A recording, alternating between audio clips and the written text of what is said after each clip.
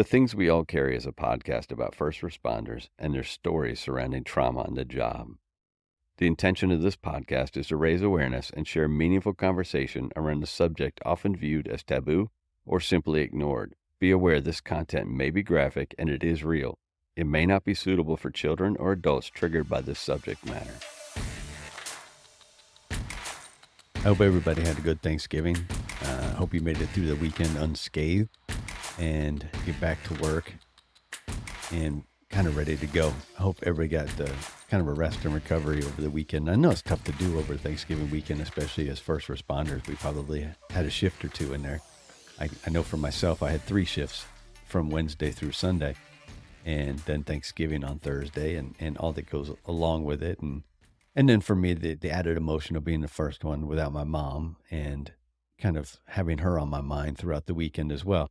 And it doesn't lend itself to a ton of rest and recovery, but it was still a good weekend, all in general. And I look forward to I don't know.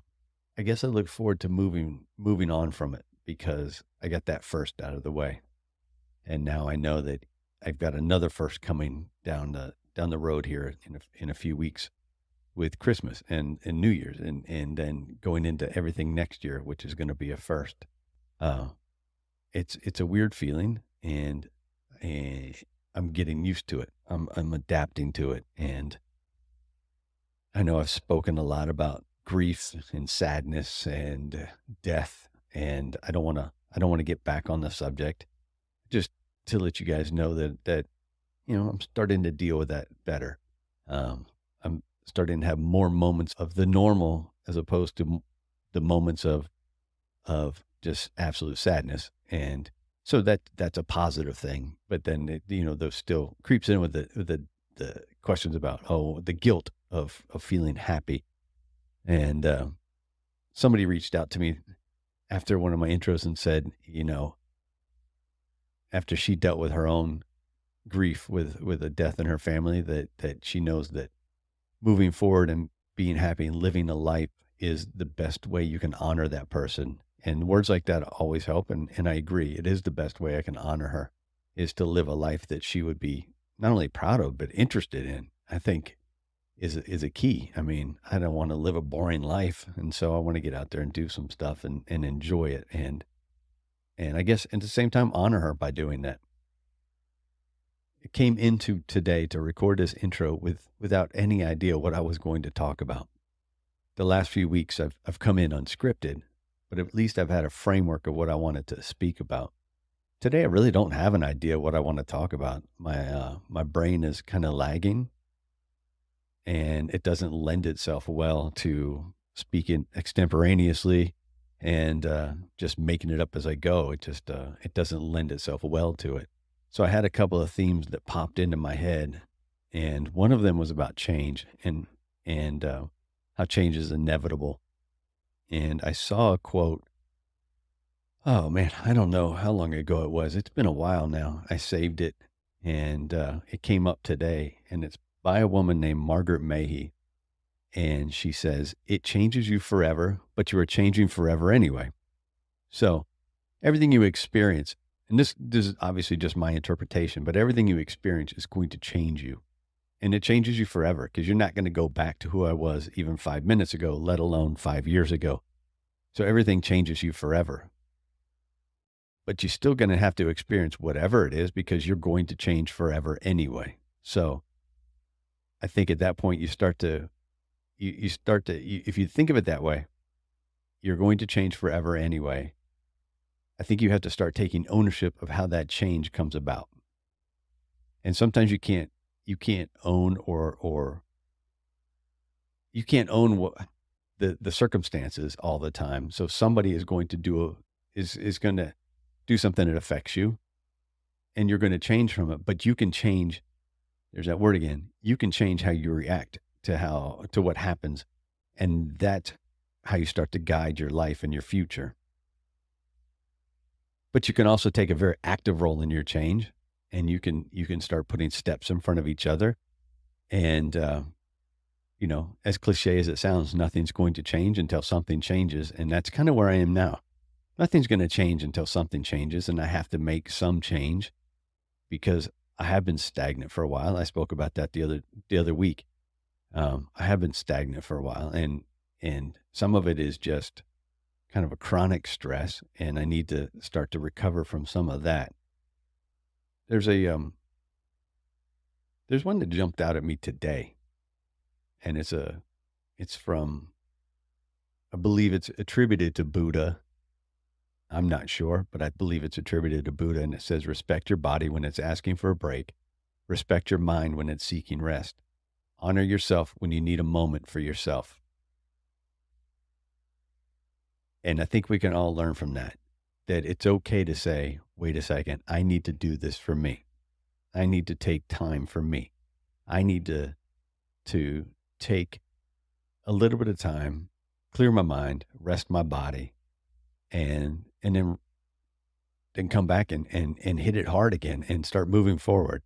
And I think I'm kind of at that spot a little bit. I started this show a year and a half, almost 2 years ago, and I didn't know what it would entail. But as it turns out, it entails a lot of serious issues, a lot of in-depth conversations, and it does take a toll. You know, I listen to these shows at least twice before I release them. So I listen to so actually three times because I listen to them when I interview guests, and then I listen to them a couple times as I edit them and quote unquote package the show together to release it. I just finished listening to today's episode just a few minutes ago. And that's why I'm recording this intro right now, is because I just finished listening to it. I'll record this intro, I'll package the show, and I'll schedule it for release tomorrow morning. But that being said, when these shows are heavy, I'm listening to that three times over, and it starts to weigh on me a little bit. And I think that it's a good time to do my winter break coming up here in December, and to respect my body because it's asking for a break, and to respect my mind because it's seeking some rest, and then honoring myself because I do need a moment for myself. I need a moment to regroup. I need a moment to rest. I need I need a moment to figure out the direction of the show for the next year. So in a couple of weeks, I'll put out my last episode for the year.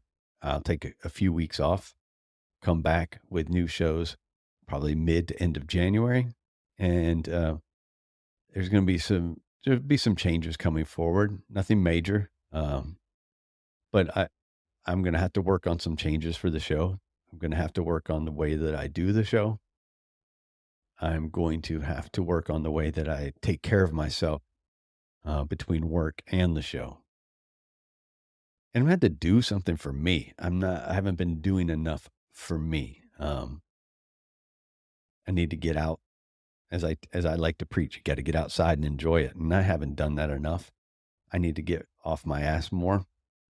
I need to get, I just need to get out there and enjoy some things. I need to find a way to bring this show to you guys that that maintains the integrity of it, maintains the essence of it, but doesn't wear me down at the same time. Um, I'd love a few shows in here where we just laugh a little bit, uh, and I'm seeking some of that, and I'm doing some of that with bringing some professional voices on, as well as the stories. Um, I don't realize sometimes how much I get weighed down, and then I neglect my own self care. And so I need to make some changes to make sure that I'm taking care of myself. I'm checking in with myself.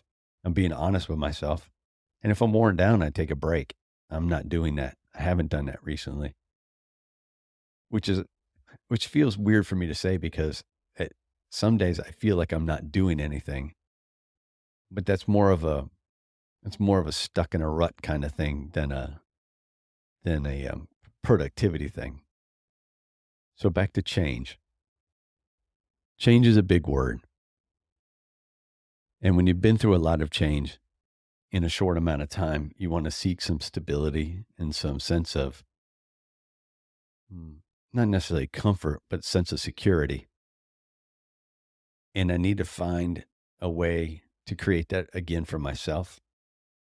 I guess I need to find, as the quote said, I need to find a way to honor myself, to recharge, to come out with fresh, new ideas, come out with an energy that the show deserves. And I guess an energy that I deserve more than anything. I know some personal accountability needs to be put in place. I need to take better care of myself. I need to eat better. I need to not isolate away from friends and family as much as I have. And change. I need to make change to move forward. So look for some of that to come up in the future. Show's not going away. Show will stay here. I'm still going to release episodes. New episodes will start again in January. You got a couple more new episodes this year, this one, and maybe one or two more after this one. And then I'll step away and take a little bit of a break, kind of refresh, retool, and maybe reimagine some, and then come out swinging and reintroduce myself to the world, I guess, is the way it feels right now. So with that being said, let's get on with this. And I want to welcome you to episode 93 of The Things We All Carry. It blows my mind that I said 93. I'm creeping up on 100 episodes, and I didn't know where this show was going to go, but coming up on 100 episodes is fantastic in my mind. Today I'm releasing a show with a gentleman out of Charlotte right now, but he came to Charlotte by way of Pennsylvania and Maryland. His name is JordanH. He started as a volunteer firefighter in 2002 in Pennsylvania in a very small volunteer company. He moved on to York, PA in 2008. So he took a step up to about 600, 700 runs a year. And then he started applying to jobs up and down the East Coast and ended up landing in Prince George's County, Maryland in 2013. And if you guys don't know about Prince George's, the one thing you need to know is it's busy. It's a combination system. It's a large system, borders DC, and they run a lot of calls. And that's kind of been the theme. Each position he's done, he's brought more calls, more trauma, and more stress to his life. He ultimately left Prince George's County for a city job, and I say city, quote unquote, because he's always wanted to be a city firefighter. And he's been with Charlotte, North Carolina for over 5 years now. Jordan reached out to me when he listened to my episode with Mike Nasty on Tip of the Spear Leadership.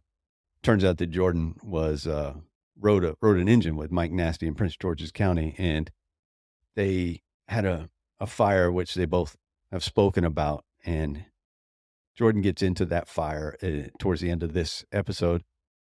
Not towards the end, more like to the middle of this episode, and how it affected him and how it affected Mike and how they move forward from it. He's done a lot. He's seen a lot. He's been through a lot, and he's taken some ownership of everything lately. And that's the best part. He's taken some ownership. He's made some changes, and he's come out the other end just a better person, a better husband, a better father, and a better firefighter. And hopefully in the future, a better leader, because he's looking to move up in the ranks. So you guys sit back, tune in, listen, and enjoy. A quick reminder to please help us build a community which not only recognizes, but supports each other through the struggles and recovery. Reach out through Instagram at The Things We All Carry, or email mystory@thethingsweallcarry.com to offer support and share your story. Please remember to leave a review on iTunes and give a shout out to any first responder you know, love, or care about. Y'all enjoy the show. All right, you ready to go? Have this, this conversation. See where we end up. I can't speak English all of a sudden. All right. Welcome back to The Things We All Carry. Today I have JordanH with me. Jordan, how you doing? Good. How are you? I'm doing well. Oh man, of course. Thanks for reaching out. You reached out to me after listening to I think my episode on Tip of the Spear, correct? Yes, sir. Yep. And you're friends, or at least you used to be friends, or whatever it is with Mike Nasty. Good Yeah. guy, I know. And I'm kidding. I'm giving Mike a hard time because he'll listen to some of that and hear it. But you Yeah. you have to work with Mike, and that's one of the reasons you reached out. Yeah. He hooked us up somehow. He texted me, and before I could finish texting him back, he had given you my number, and I had a text waiting for me from you. So Mhm. happy to say we got a chance to sit down and talk. And you we were just talking. You started volunteering in 2002. How old were you in 2002 when you started volunteering? 2002 would have been 18. Yeah, so you're one of those Oh, guys that started early, and mhm. not to insult anybody, but your brain's not even formed yet when you're starting that, and that's it's a crazy thought, isn't it? Yeah, it is. Yeah, you don't know the difference between a good Friday night and a bad Friday night. Right. I mean, It so before we get into your story, let's get my first question out of the way. Let me know what the last song was that you heard or you listened to. Van Halen, Dreams. Okay. All right. Well, Yep. you might be dating yourself a little bit with that one, but we'll That's take it. okay. I like it. Even though I'm making fun of Halen, you, I'm older than you are, so it doesn't yeah. matter. Halen, Foo Fighters, and Five Finger Death Punch. My Were top you at the three gym or is favorites. that just normal?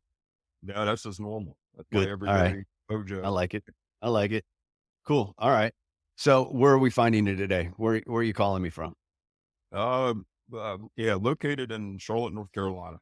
Okay. Been here just shy of 5 years. Next Okay. week will actually be 5 years. My my football team was just down there, beat you guys up a little bit. So I'm happy to say. I'm sure you're not a Panthers fan, but maybe you are. No, not by any means. I'm not an NFL fan. All right. Um, where'd you grow up though? So you end up in Charlotte 5 years ago.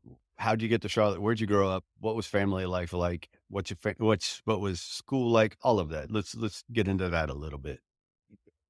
So I actually grew up in eastern Pennsylvania, about an hour and a half north of Philadelphia and an hour and a half west of New York City, Lehigh Valley, Allentown area. Um, Parents divorced when excuse me, when I was 9 years old. I was a single child for roughly about 9, 10 years. Um, Shortly after all that, my parents divorced, and my brother and sister kind of came along just before their divorce. Um, and lived as myself and my two siblings with my mom. Um, I would say probably about 45 minutes south from where I grew up, or was born, so to speak. Um, and school life or home life was, I was much older than my sister and brother by about 10 years, and started, you know, kind of finding my way into the sports, if you will. The town that we lived in was a very, very small town, less than 2,500 people. Talk about these, one town or one traffic light towns, and that was the town they grew up in. Very, very small town, very close, if you will, community. And basically, I knew two things at the time: sports and working. Uh, you know, and I'm sure there's, some followers or listeners from the state of Pennsylvania, and a lot of people joke about Texas having or the state of Texas having such a big football program, but anybody that knows high school sports is Pennsylvania is a humongous high school football state, if you will. So, like I said, we were a very small town. We did rather well in football and wrestling. I wasn't a wrestler, but I played football. And junior year, actually, my sophomore year, went out on an injury. Uh, Ended up having knee surgery. Junior year, ended up blowing my MCLL in the same knee, which was about a 6 month time frame. And we actually won our division that year, and we were falling into our senior year, which would have been 2002. Um, we were projected to, I think, go like 500 on the year, and long story short, we ended up becoming second up, or yeah, second runner or second in the state in 2A football. And that was massive for our area, for our league, for our, our community. Um, and again, sports were always, I think, a big impact because that's all I knew. And if I wasn't playing football, I was working, whether it was landscaping or, working on some of my buddies' farms and stuff like that. And during that time, obviously 9/11 hit. Um, and you know, I I kind of had a background in the fire service through my dad being in the volunteers at a young age. But I really didn't know much about it. I knew the department that was in our community wasn't very busy. I joked around about it the other day, and I think we ran less than 100 calls a year. Um, but I knew, going into the spring of, uh, actually, I'm sorry, 2001 would have been 9/11. Um, Going into 2000 or the spring of 2002, I started looking at what I wanted to do with the rest of my life, and knew that the military wasn't going to take me as much as I regret it nowadays. It's probably one of my biggest life regrets, but it's something I've come to know and come to understand that given the time, with my injuries in football and other, just beating myself up in the weight room, I really didn't have a choice. And so I started looking at trying to go the construction trade. All my buddies had the nice big fancy pickup trucks and houses at couple, early 20s, and I, that's what I wanted. I wanted the modest life, but I also knew that I had to work hard to get it. And I remember graduating on a Friday night, and I started working that Monday morning in the construction trade, working with one of my uncles actually, and worked as a laborer in the dirt or the heavy earth side of things, if you will. Um, and really found a passion for, taking something that was given to us, and I know this sounds probably cliche or kind of stupid, but I mean, just the fact of you pull up to a open cornfield and you're given the opportunity to transform it into something different. And, I was able to kind of get my feet under me, get some contacts, and start building my reputation at a young age. And I kind of bounced around a little bit and ended up working for a much larger construction company at the time. Roughly 3 years later, and I was given the opportunity to do a lot more, and I was, given the opportunity to be given circumstances and situations, even as a heavy equipment operator, that some 20, 30-year guys had no business doing.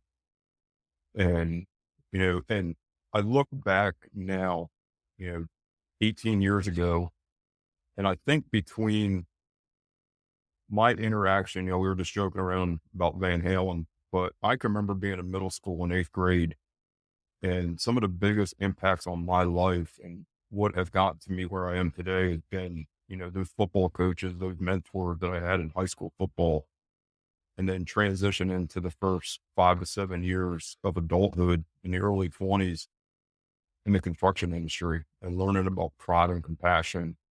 And, again, I think that has carried me to where I am today. And that's what, we talk a lot about morals and ethics and having an ethos for yourself. And that's kind of where my journey pretty much started. And, that's who I am today. That's where it's based off of. Let's go back just a little bit Yeah. before you graduate high school, because I know that with some of this stuff, um, some of the things you talk about and with depression or anxiety or whatever diagnoses we talk about, some of that happened while you were still in high school, correct? Yes, yeah. Or was it high school, or was it even younger than that? So, yeah, I was diagnosed with ADD at a very young age. And I remember being on the Ritalin and, um, and acting out in class and, being I don't necessarily know if it was the ADD side or the bored, middle school kid that just didn't want to be there. But yeah, I was diagnosed with ADD at a young age. And, and again, I don't know. I really kind of torn because I never really thought about this before either. But, I did have an incident where I was at a young age. Um, I wouldn't even say young age, but early teens and, dating your first girl. And Mhm. of course you get the breakup letter and, I don't want to go out with you anymore. And, and at that time, like you're, really not sure which way to go.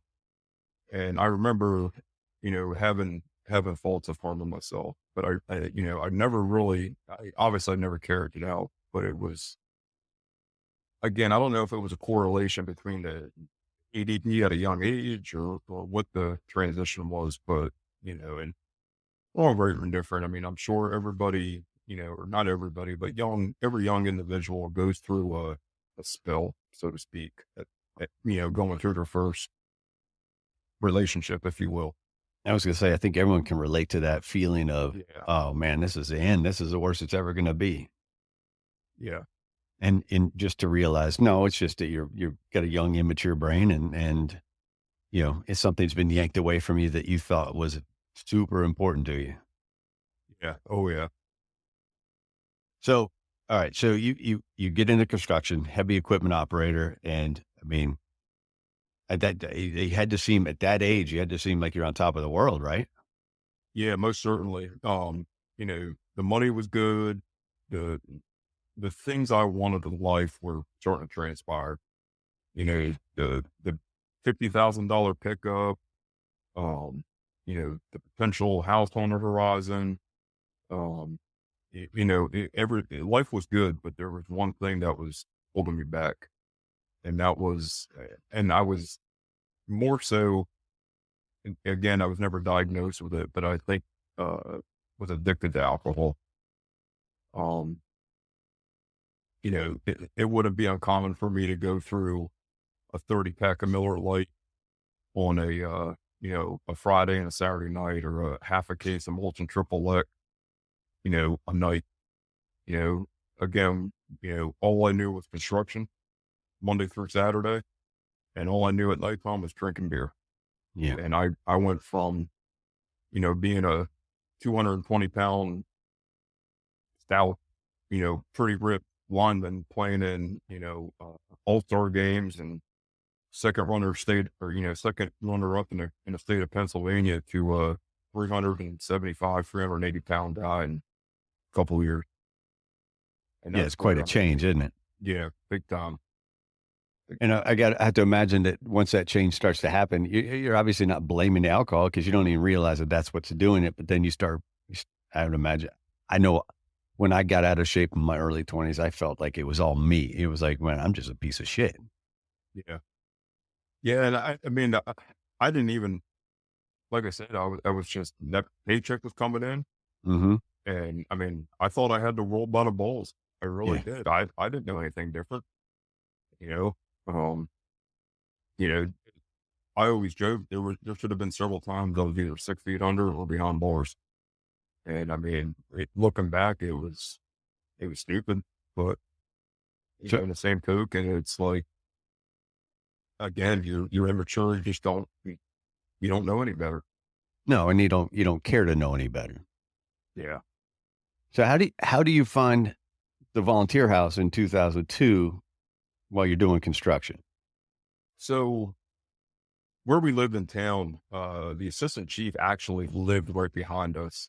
And, you know, I started, getting to know him a little bit. We kind of it's kind of a weird setup, but we had an alleyway. We called it an alley, but it was blacktop that kind of sat in the back of our houses. so to speak. And then his house was behind like the alley. It was just a weird setup, but, like I got to know him, uh, I got to know the chief, and turns out that the chief at the time, his, uh, his family is relationship to my uncle that I spoke about earlier. And, just again, just a small community, started getting to know a little bit more and more people. The borough or the street worker that took care of the streets. I mean, I got to run to the, convenience store, getting coffee one morning, and, I'm talking to him, and just, that small town feel, um, and, starting to know people, and just, every time the house siren would go off, it was like, I'd be running to the door to see what was going on, or, you know, here I am in my early 20s. I hate to admit it, but it's like I still had that urge to do something. I basically grew up in a firehouse at a young age. From I'd say from the time I was born up until about 7, 8 years old. My mom would drop me off at the firehouse every Saturday morning. I'd help the guys, wash fire trucks. Back then, it wouldn't be uncommon to have, a soda machine inside the firehouse, and the bottom two were either PBR or Schmitz. Yeah. And you go there with a quarter. Hey, here's a quarter. Go get yourself a soda and give me a PBR. I mean, Yeah. that's just how it was. You know. So I think, I felt like I needed something in life. As much as I was working, I needed something to kind of give me that feel. And I don't want to even say of doing something to help somebody, but just that feel of adrenaline. I was growing up, I was always a fan of MacGyver and the A-Team, and like those were my shows, and I'd binge watch them right now if I could get them on TV. You would see me locked in the room for 3 weeks straight, and I'd watch every episode. But just something about like that adrenaline of them being presented with a challenge, so to speak. And I felt like I needed that in my life. And that's kind of where, you know, assistant chief that lived behind me was like, hey, we're going to have, you know, weekly drill Monday night at 7 o'clock. Just show up. And that was it. And I remember we were the first Monday night I went to a drill with the local community fire department was how to hook up to a hydrant, and the rest was history. And here I Right. am. So you find your way in there 2002. When do you officially become a volunteer? Um, so it would have been that fall of 2002. Okay. So I graduated high school in June, started, kind of hanging out, going through some things, and that fall of 2002, believe I was voted in as a member. And then the following spring of 2003 is when I started taking, the required classes, Right. uh, per the chief. And you're working construction a day, volunteer on, and I'm assuming it's respond from home. Yes. Yeah.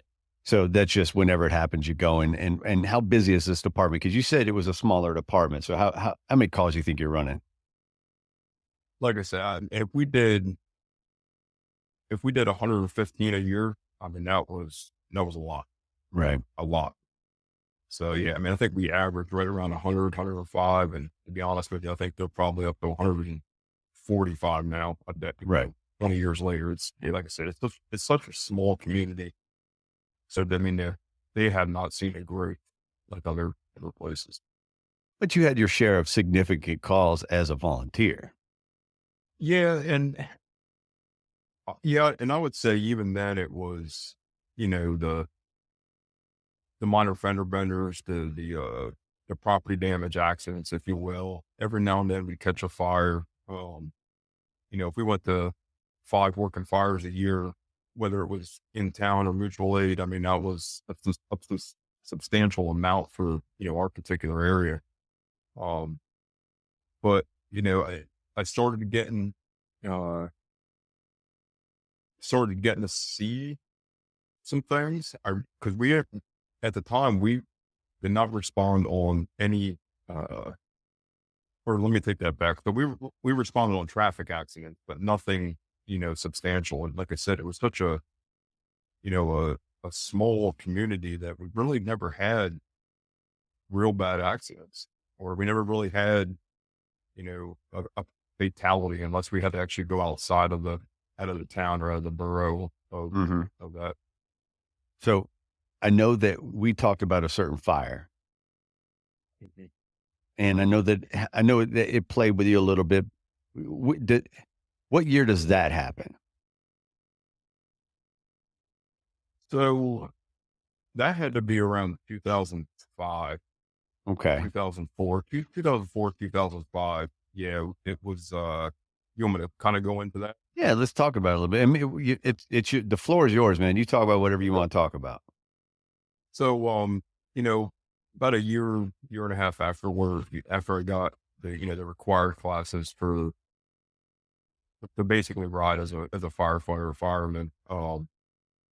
So a weeknight we get dispatched for I don't remember if it came out as a smoke inside or investigation inside of some sort. And so I drive up to the firehouse and get on the first engine out, and we're going down the road. The assistant chief that lived right behind me, he's going to the scene, and I think we had like 3 or 4 guys on the engine that night. Again, we're all coming from different parts of town, and get to the firehouse, pull up, and it's a it's a northeast typical home, 2-story duplex, nothing substantial about it, balloon frame, and so we go into the du left side of the duplex, if you will, and make it up top. We're up into the attic with the assistant chief and one of the captains, and they're like, we're getting smoke coming through the party wall, if you will, up in the attic. Right. But nothing was evident from the exterior on the right side exposure. So we go back, or assistant chief like, hey, we need to get inside next door and go from there. See what's going on. We're getting smoke. We can smell it. There's obviously something burning on the other side. So we go back downstairs. Myself, um, a captain, um, or one of our captains, and I he was a assistant chief at one time, then kind of stepped down for some a year or two, and had some family issues going on, and so he kind of more or less took me under his wing, um, if you will, with weightlifting and getting back into shape a little bit, and then luckily he happened to be on this fire, and so we go back downstairs, force the door, get a line, and you know to this day I can still remember the house, and it was so awkward and eerie because the gentleman had placed black plastic garbage bags on all the windows, so it looked like it was vacant. Yeah. Um, you know, just newspapers out in the front, like nothing appeared that it was a normal occupancy. And nobody really knew the gentleman, and Mhm. we had no idea there was anybody even in there. So, long story short, we had smoked probably about halfway down, and we were able to find the steps, and um, the whole house just kind of felt really for a loop. I'm brand new. I got less than 2 years in the fire service. I'm green behind the ears, and a lot going on. It's probably maybe my second or third interior fire. Everything else has been outside at that point, besides a couple smaller house fires. But so we make it up to the top of the steps. Again, just like a typical Northeast home, it's a long hallway that runs parallel to the party wall. You got bathroom on the trolley side, and you got bedrooms in the middle, and then the master's up front. And I remember we made it to the hallway, and we had smoke. It was like I said, it was pretty thick. It wasn't pushing us down to the ground. It wasn't like high heat temps or anything, but I remember getting, I was the second one on the line or second one on the, back behind the captain. And, we get to where we believe the fire is at. And it's on the, in the bathroom on the back side of the house on the second floor.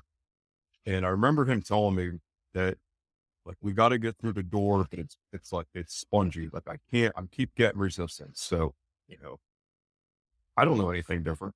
I'm like, okay, like, I'm just a big bowl of China closet at this point. Just got done playing high school football. Like, move out of the way. I'll take care of this. And I remember like going up and, I don't even think I had an Allegan or axe and couldn't even tell you the difference between the two at the time. And, I just remember going up and like pushing my way through and getting the door. Somehow it came off the hinges and, moved it out of the way. And, I remember turning back and Captain saying, see if you can find a window. If you can, here's the axe, take the window. It's okay. Meanwhile, I'm progressing. At the time, I didn't realize I was in a bathroom, but I'm trying to get through this back room and I just happened to trip and fall and, regain my composure, try to find a window, take the window. And then, I'm still low to the ground. Again, I don't know anything different. And while I'm low to the ground, I just happen to see the outline of legs. And, right away I resort back to, you know, my previous training. Yeah. And previous training is, dummies. And here I am in a smoke filled room, again, very, you know, probably 0 to no heat at all, but I see legs and I'm like, in my brain, I'm like, okay, the dummy, we'll get them, we'll take them out front, come back up, we'll regroup, and going through the process. And, um, you know, after I had stumbled across them and got back up and said, hey, there's a dummy in here. They're like, hey, dummy, that's not a dummy. That's a person.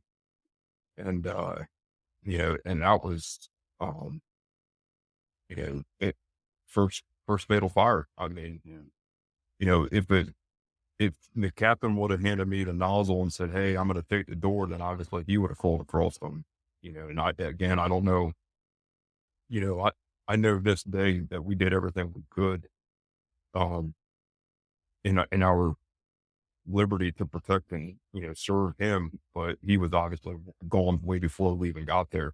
Yeah. And, so again, it's like, I got less than 2 years in the service and here I'm thinking that I'm the culprit, you know, I just killed this guy. I didn't get to him quick enough.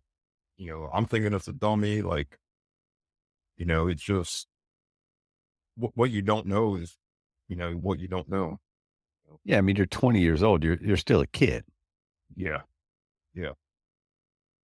So that's your first fatal fire, and everyone remembers something like that, obviously. So what do you do with that? You leave the fire, you clean up, you get back to the firehouse. What do you do with it as a 20-year-old? So I mean, we got back early the next morning, hours, like, after midnight, and I really didn't know what to do. And at the time, ironically, we had this discussion yesterday about critical incident stress Mhm. debriefing, like, um, like how, in some sense are just so vague and so poor. Like, unless you've got somebody that's trained in that stuff, like, you know, the fire chief, he didn't know any better.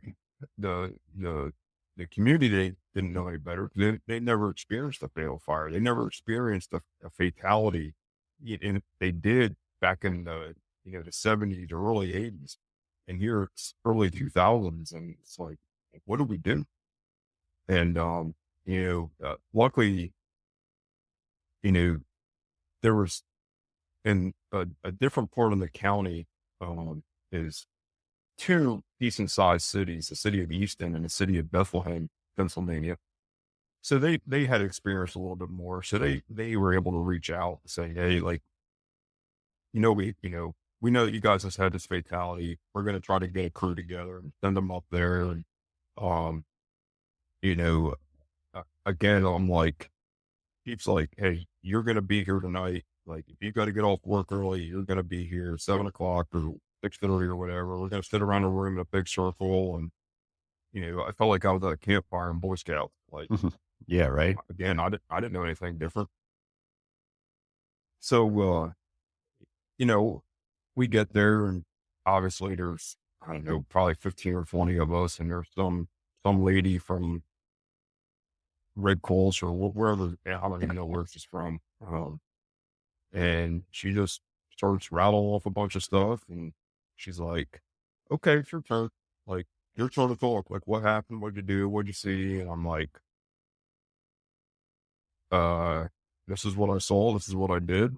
And everybody went around the room and we're all, I wouldn't even say, patting each other on the back, but they're like, you did everything you could. There's nothing more you could have done. Like I don't want to say the atypical um, answer, but it was kind of a mundane and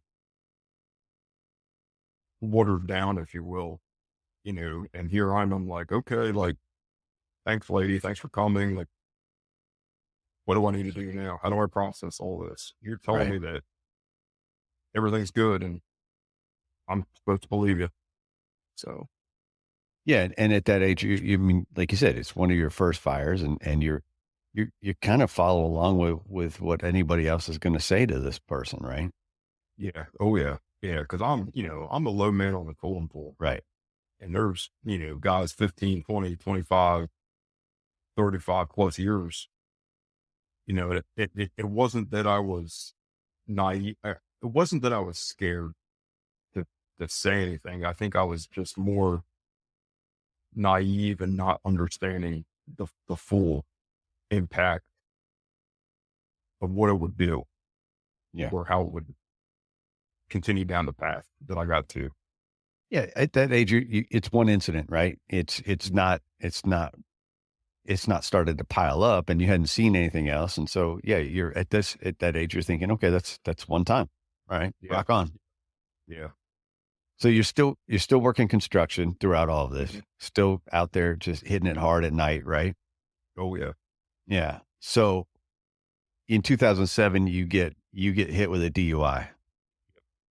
So January of 2007, um, actually had two of my buddies, one of them being a classmate and then another one being from the neighboring high school, um, getting ready to go to boot camp.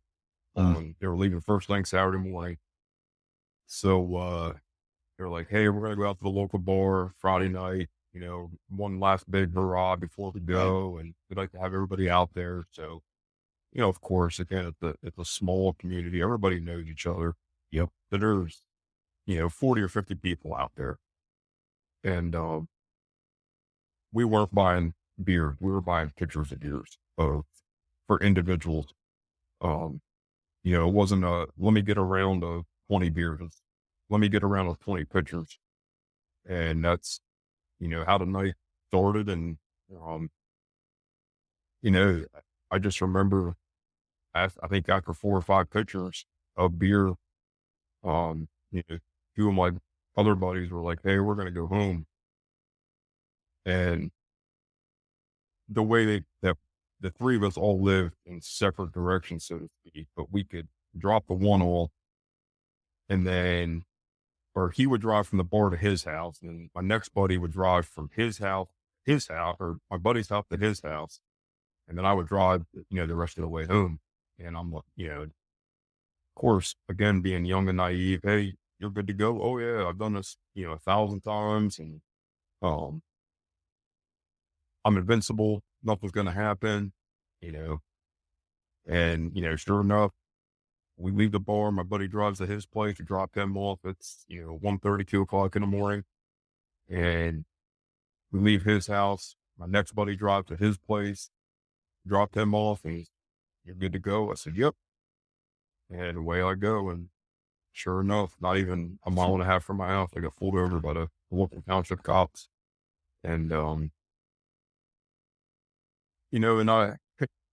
again, joking, but some things just stand out within your life. And I remember I remember the cop coming up to me and saying, this is so and so. We pulled you over for swerving. And I remember joking around with him again, being an asshole and naive, and I said, I swerve on this road every day.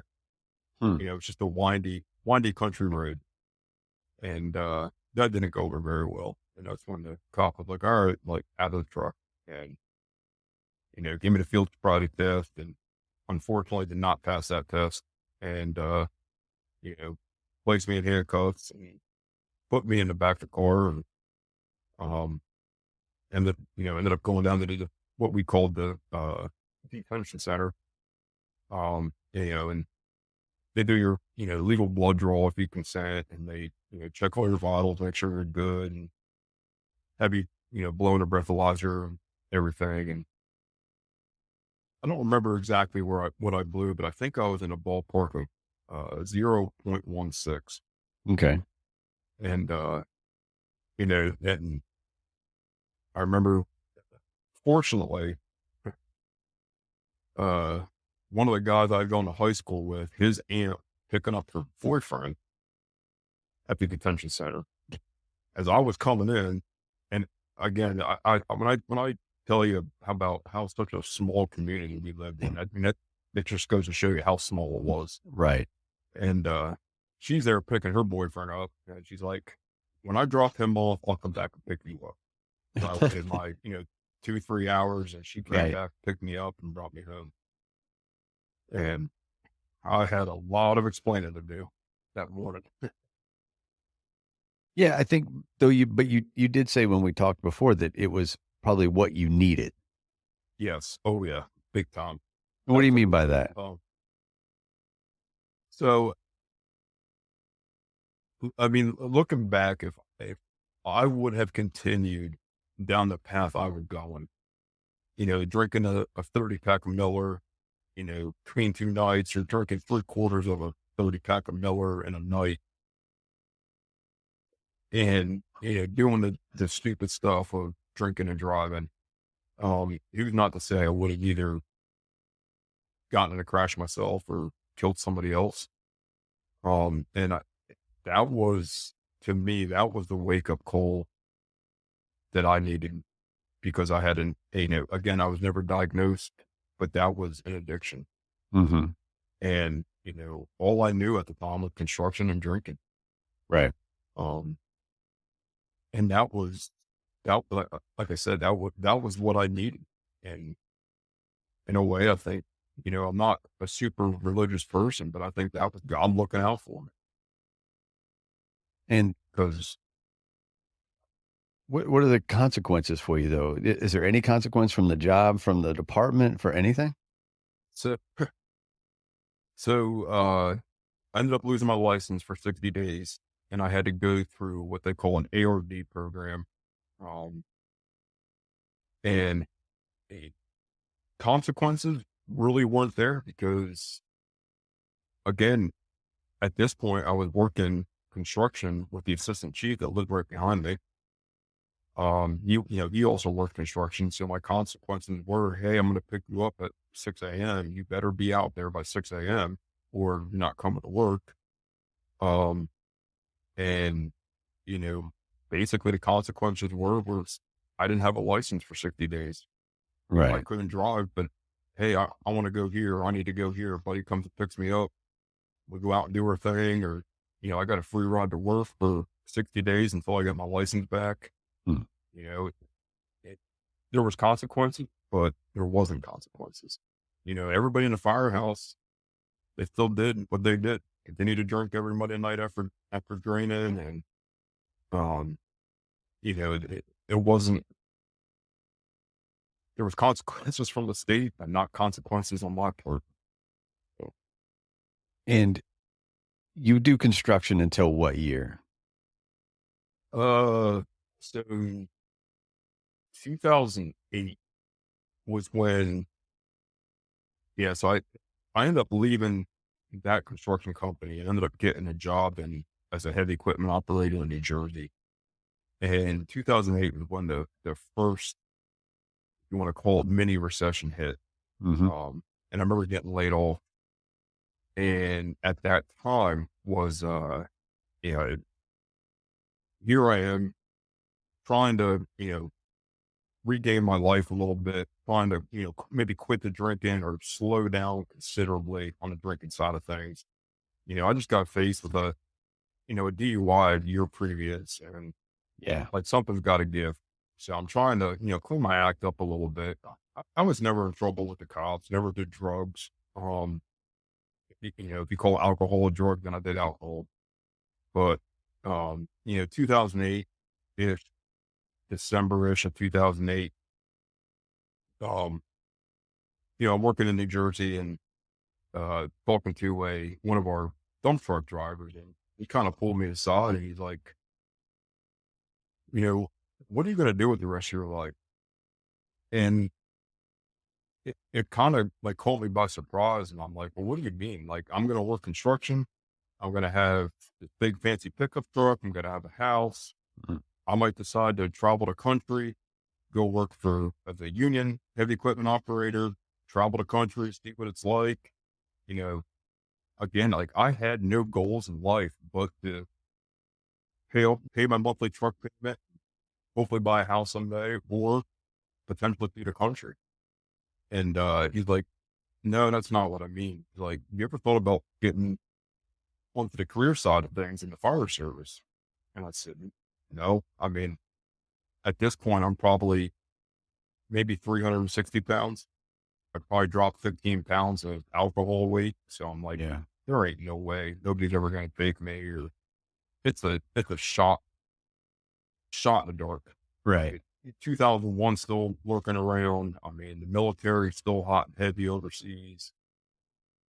I'll be honest, like there's nothing that a fire department would do anything in their power to get me. Nothing that I have is going to be appealing. And he talks about that, and he says, I got a buddy that works in Hoboken, Jersey, Mhm. and he's like, "If you'd like to talk to him, by all means, like we'll get you set up and you can talk to him." So I was like, okay, like yeah, maybe I'll consider it. But again, we got laid off, and so I'm continuing to apply to other construction companies in the area, trying to find work. Um, but at that time, I was like, I really need to start doing something with my life, and uh, started. I would say to kind of get back into a rhythm of walking every night, 2, 3 miles every night after dinner. I'd walk. Um, and I was like, you know what? Like maybe he is right. Maybe there is potential for me to get out of the construction industry and make something of myself. And uh, I think he was kind of the individual that came in at the right time to be like, you've got humongous future ahead of yourself. If you get your shit together now, you can still make something of yourself. He's like, I see the potential. Looking back, you know, I'd love to find him and thank him. And I think it's um he would looking out for me. And that's kind of where the career aspirations and the drive to get on or become a career firefighter started back in 2008, early 2009. And so you go to EMT school Mhm. and It's- you end up moving to a bigger volunteer department, correct? Or was York a paid department? So yeah, York, the city of York is paid. The county of York, there's some smaller paid departments, but so 2009 leading into 2010, I'm still working construction, but Okay. my wife and I at the time, well, actually, I was dating a girl. We weren't even married yet, but we had decided we were going to go to EMT school because I'm looking at different things, kind of started getting in the process with some fire departments. And I'm like, one of the big things is EMT. And I'm like, even if I stayed here, I could be a benefit to the local community. I can go work on the ambulance part time or maybe full time because, you know, that 2008 to 2010 mark was not good for obviously for the construction industry at the time and with the recession in the economy. So I was like, what do I got to lose? So we went for 5 months straight. We went to EMT class. Her and I graduated, did everything there, and um, she was going to college in the local area or local to where I was, and was like basically giving me the ultimatum of, "Hey, I'm going to move back to my area, which was just outside of York, Pennsylvania." She's like, "We can continue to date, or you can stay here, and I'm moving back." So I was like, I got nothing to lose. Like my, I'm 100% on board of trying to become a career firefighter at this point. I'm working out every day, going to the gym, continuing my walks, passing the MT school, and York being just outside of, or just in South Central Pennsylvania, there's obviously a lot more opportunity. So I was like, all right, let's go, and ended up moving down there with her. About halfway from like 2010 to 2011, moved down to just outside of York, Pennsylvania, and every now and then I commute back and forth, back up to my hometown and continue to run some volunteer calls if I could, or try to jump on the ambulance for experience, or if I was going through a hiring process in Maryland or Virginia, like I would stay down with her that week, and then maybe I'd go back up to Eastern Pennsylvania. So it was kind of a lot of bouncing back and forth. Um, but again, it's just trying to trying to get established and trying to move in the right direction to hopefully get hired somewhere. Because I knew, like, at this point, this is what I wanted, and nothing was going to stop me. So in New York, you you talk about 2008 and taking the physical for this ambulance job, correct? Mhm. And I think that's, I mean, we don't have to get it. You had a scare and it turns out you were okay. It was an environmental issue. But I think the big Mhm. thing that comes from that is the fact that because of your job situation, you end up getting married to get on her insurance, correct? Correct. Yep. And So, and how does that progress for you? so we ended up getting married a year earlier to get on the insurance, and then, like you said, luckily the issue is just environmental scare, so I was able to get hired by the ambulance and started volunteering down in the York area with a much busier department, and they were doing probably 500 to 600 runs a year. A lot more MVAs, a lot more entrapments, accidents, quite a few more fires. So I was getting more of a taste of uh, volume of calls, so to speak, Right. and maybe a little bit more of the experience, if you will. And so at that point, I get hired by the ambulance. I'm working full time for the ambulance. My days off, I'm volunteering. Um, and kind of fast forward, we end up having a daughter. Um, and shoot, I have to look at my tattoo. I'm horrible with the 2012. My wife's here telling me what year. I'm like, oh my God. So yeah, 2012, February of 2012, we had a daughter, Maggie. And again,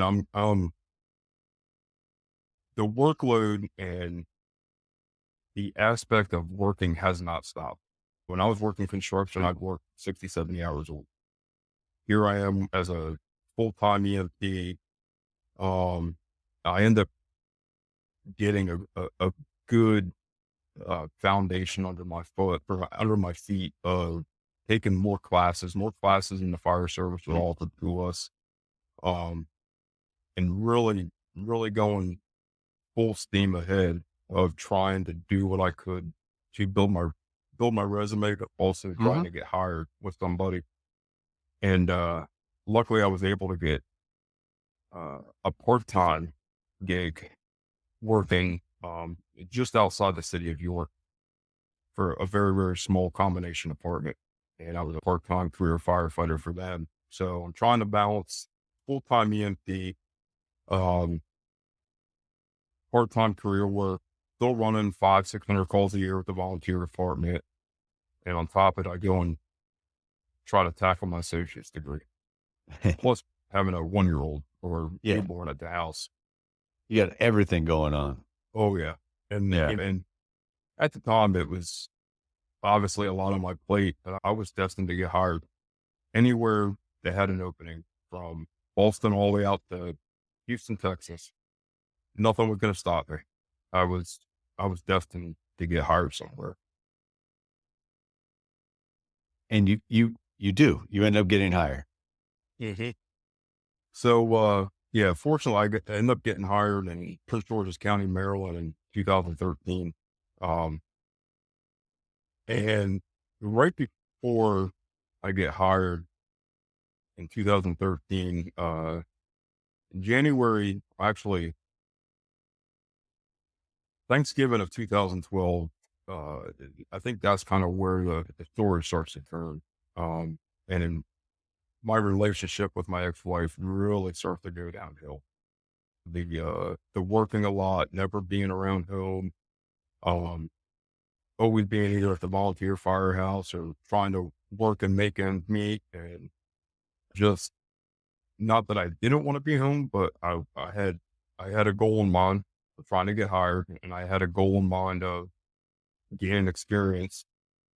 And how do you balance the work life and the personal life? And that was something I could not understand or fathom on how to do both. And our relationship went downhill very, very quickly. And we started talking about divorce right before Christmas and possible separation. And right after that, it came to a head, and we were separated. About 4 months later, she moved out in April of 2012, and um, it was not good from that aspect. And it really, really started to cause me a lot of stress and anxiety, and I didn't realize it at the time. Um, but leading up to getting hired in Prince George's County, it was brutal. There'd be days I come home from work and just beat down, exhausted, and just would just cry. And because I got a 1-year old that I'm not getting to see the workload, the mundane of getting exposed to more and more uh, life altering calls, if you will, Mhm. fatalities and shootings and suicides, and I mean just the gamut of the real life experience that I had never really saw or seen in the years previous. And then, so luckily I met my now wife, uh, right before I got hired in Prince George's County in, August of 2013. And she's sitting in the room next to me, but she's probably going to laugh at me when I say this, but she was and still is the rock. She,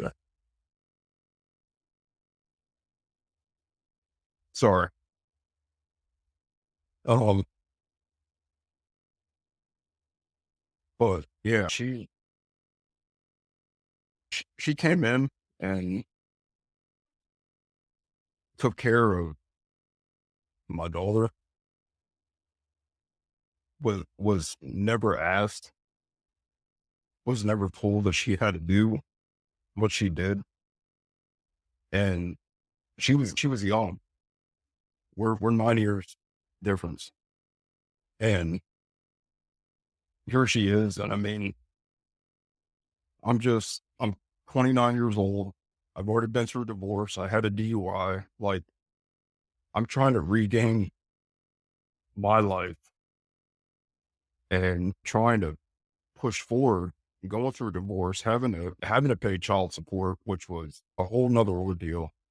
And she came in and like swept me off my feet, swept my daughter off her feet, and was like literally the rock that I think I needed. And so yeah, that was like I said, August 2013. And I'll never forget October 2013. We're in a grocery store. It was a Monday afternoon. Just her and I just happened to meet up at the grocery store, get some things, and get a phone call from um the HR lady for Prince George's County, and she says, "This is so and so. We want to give you the offer of starting academy next Monday." I was like, okay. Like I've been going through multiple different processes. I had an idea that things were starting to look favorable.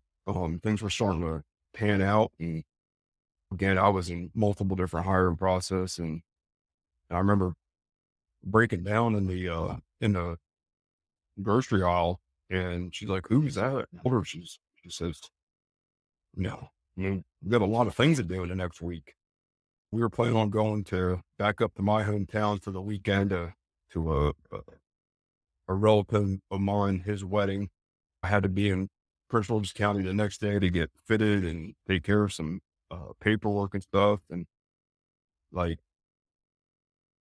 I'm looking at 5 year process, and I've gone from 5 to 6 year process from getting a DUI and weighing 380 pounds to getting married, having a child, getting a divorce, to meeting this girl who was again 9 years younger than me that could have said, "Yeah, fuck, I'm gonna go hang out with my friends," but he stood beside me,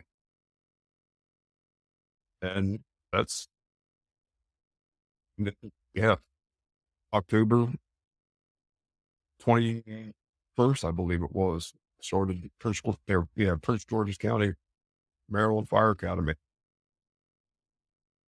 In in Prince George, if people are familiar with it, that's a busy department. Yeah, very busy department. I can't even remember back in 2013 how many calls the county was running, but it was probably in the ballpark of 150 to 180,000 calls a year. And that number might be a little high. Roughly, give or take, 350 square miles, borders deep, or Washington, the District of Columbia on the east side, and just shy of a million population. I mean, it's a very busy and fast paced department. Um, there were rumors that it was or is or has been the largest combination department across the country between a career and volunteer side of things. And you come out of the academy and you get put on day work, and day work has its own set of issues in this whole, I don't know, in this story. What was your day work schedule? So day work for us was it was kind of broken up in two different aspects. We had 7 or 8 firehouses at the time that were 7 to 3, 5 days a week, and a couple of the firehouses in the busier uh, areas, if you will, would have what they call a late person. And what people don't understand or realize about Prince George's County is we don't staff, or I shouldn't say we, but they don't staff apparatus. They staff firehouses. Mhm. And with that being said, we, at the time, at 3 o'clock, our minimum staffing or max staffing from 7 to 3 was 6. So we'd have 4 on the engine and 2 on the ambulance. After 3 p.m., our staffing dropped down to 4. So at 3:01, if an ambulance call came out, the 2 firefighters would jump on the ambulance. And if a house fire came out at 3:03, there was 2 guys on the engine, the driver and the officer, and they were riding with 2. Uh, Hmm. so there was quite a few houses, especially on the northern side of the county, that were set up that way just to kind of balance out the staffing between some of the 24/7 career staff houses, and then you had some of the volunteer houses. I was assigned to West Lanham 48. So we were relatively a pretty busy engine company, especially for that area, running parts of 495 and Baltimore Washington Expressway. And we had a humongous first due on top of massive, massive apartment complexes. The command staff had chose that firehouse to be what they call the late spot. And that started bringing a lot of stress on me too, working 5 days a week, Mhm. uh, commuting basically 2 hours on a good day, one way back up to South Central Pennsylvania or York. And, that probably was this, another start, if you will, of, yeah, look at my life as chapters as most people do. Um, I get hired by the fire department. Things are going good where I want to be. We're in the academy and they give you your assignment, and all of a sudden it's like, hey, sorry about your luck. You live in Pennsylvania, but you're going to be put on day work. Like, okay. And I looked at that chapter as being probably the next start, if you will, of the stress and frustration of commuting. I mean, just the downright anger of Mhm. people driving on the road. But it sort of taken a toll on my now wife, Christy, and I.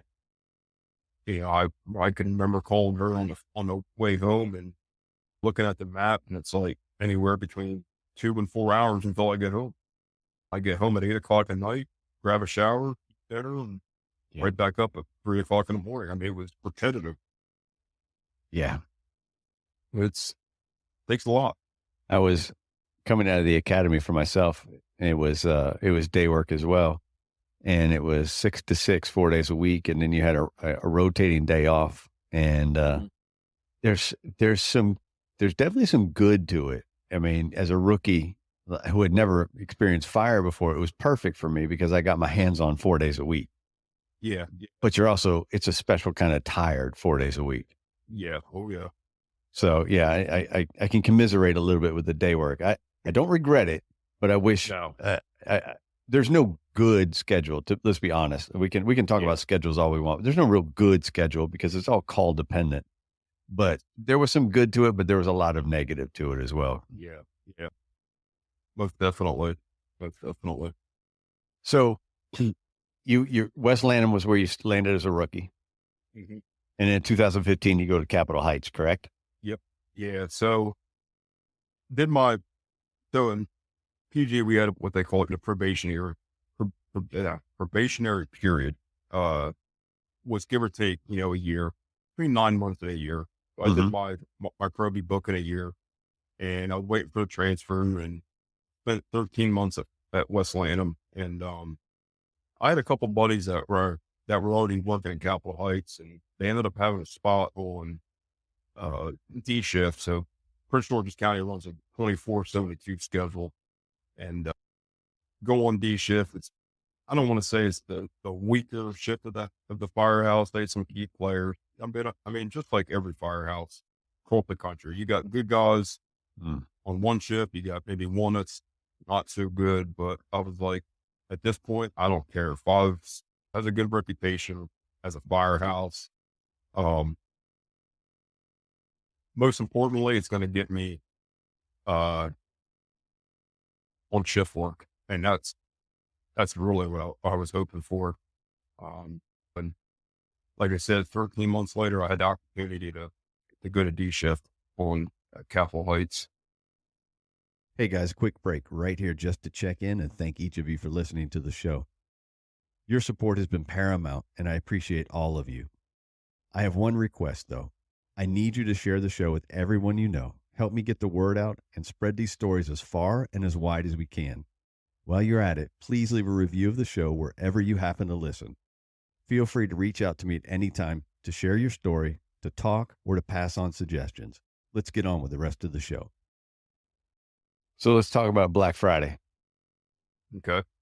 What happens in what year was Black Friday? So, 2000, 2017, I believe.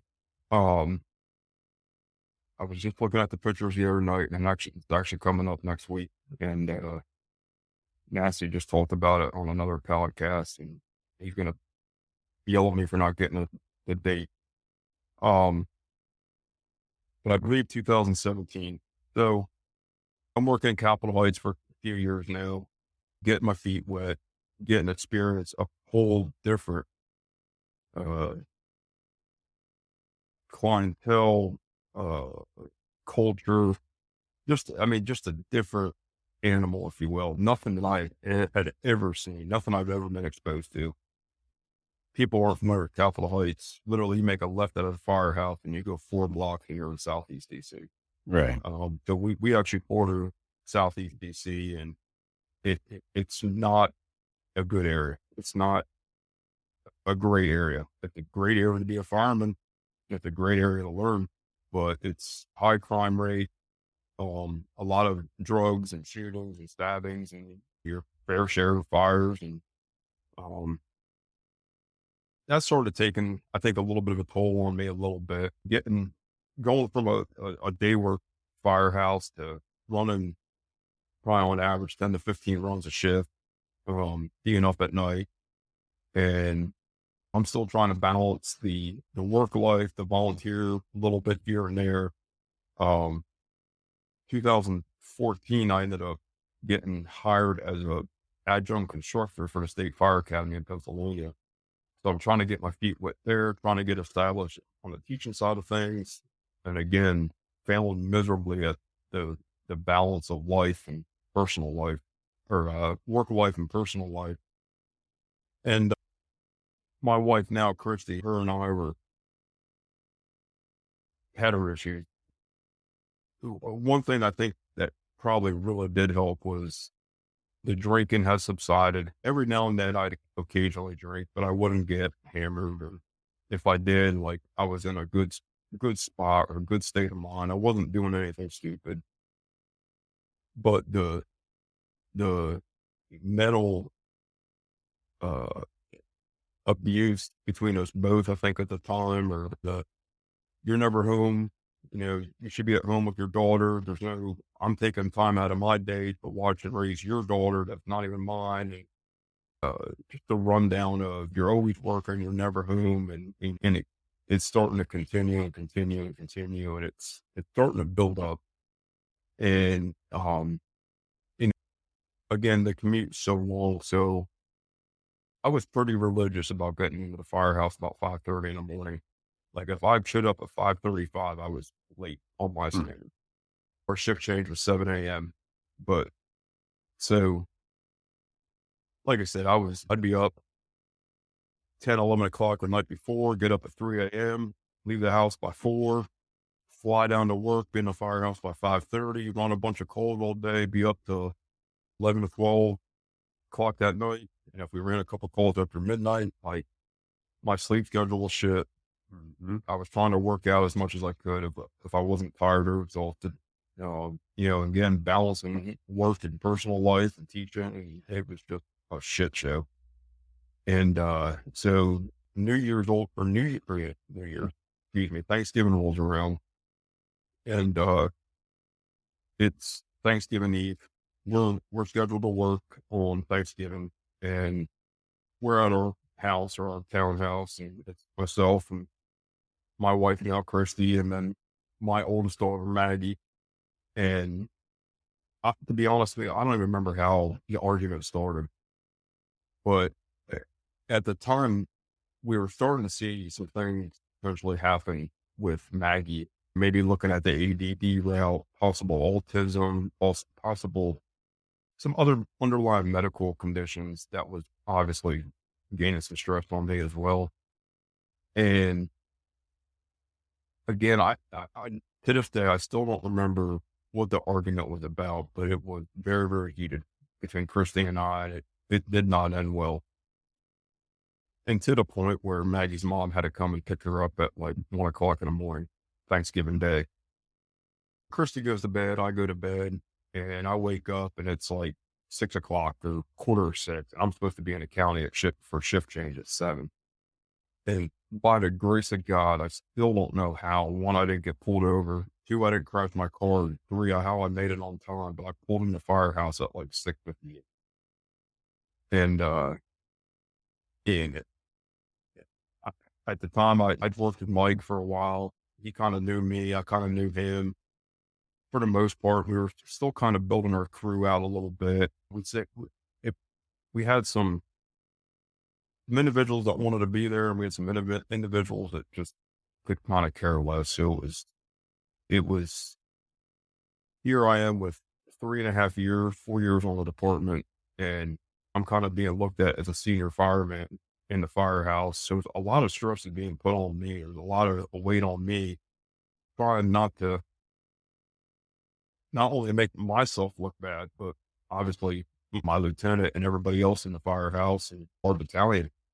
Um, we're like I said, I mean, I'm very grateful for my time in PG. I've really gave me the foundation that I have more so today because I was able to learn and basically mature and grow up at such a young in my career just because of the impact that the senior guys have put on us from division chief and battalion chiefs and so forth. And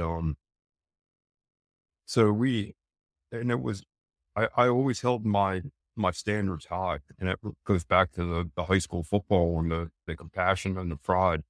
I was wanted the firehouse clean. I wanted the wagon clean, and so I walk into the firehouse. Of course, I'm pissed off. It's 2 minutes to 7. I'm usually there by 5:30, and kind of going through my routine, and you know, rush around and like all right, it could be your thing. So I go out and start checking off the wagon, wash it up, and next thing, like, we were up and down the road all day long.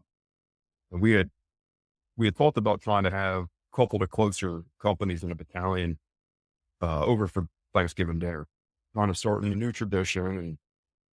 And, um, so like I said, I think we ended up eating at like 4 o'clock in the afternoon, and dinner got interrupted at least a half dozen times. Like we probably ran, I don't know, probably in the ballpark of at least 15 runs by 6 p.m. Like, we were just up and down the road.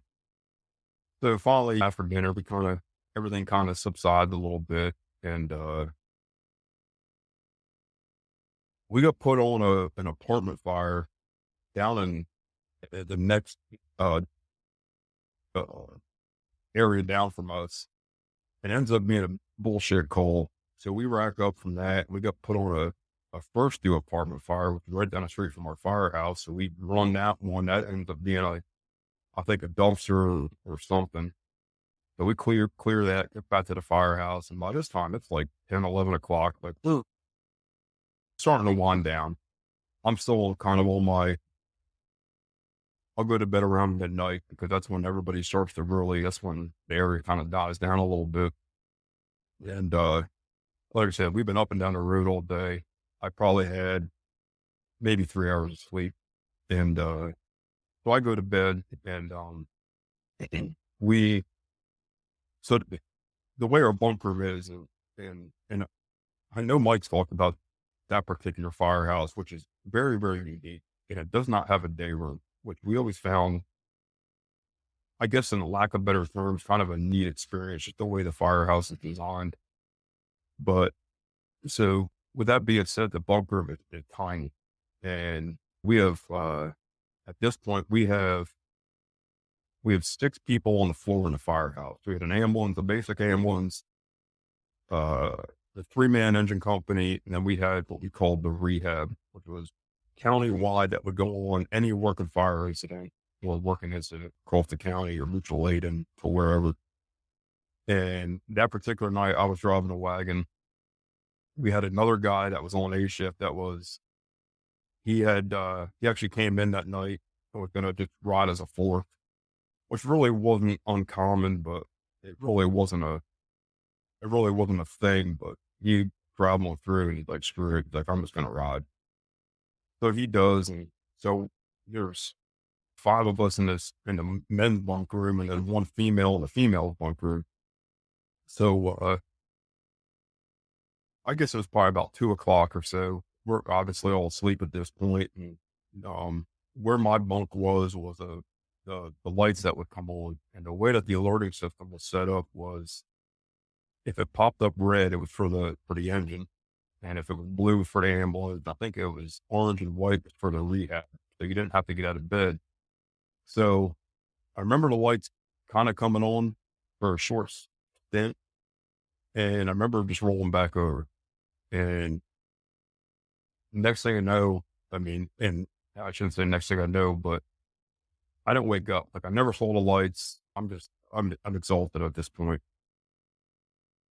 And by that time, everything all the lights had gone out. The actual light in the bunk room had gone out. And I remember hearing the engine start up. I'm like, man, that's odd. Like the lights aren't on. Like I don't know what's going on.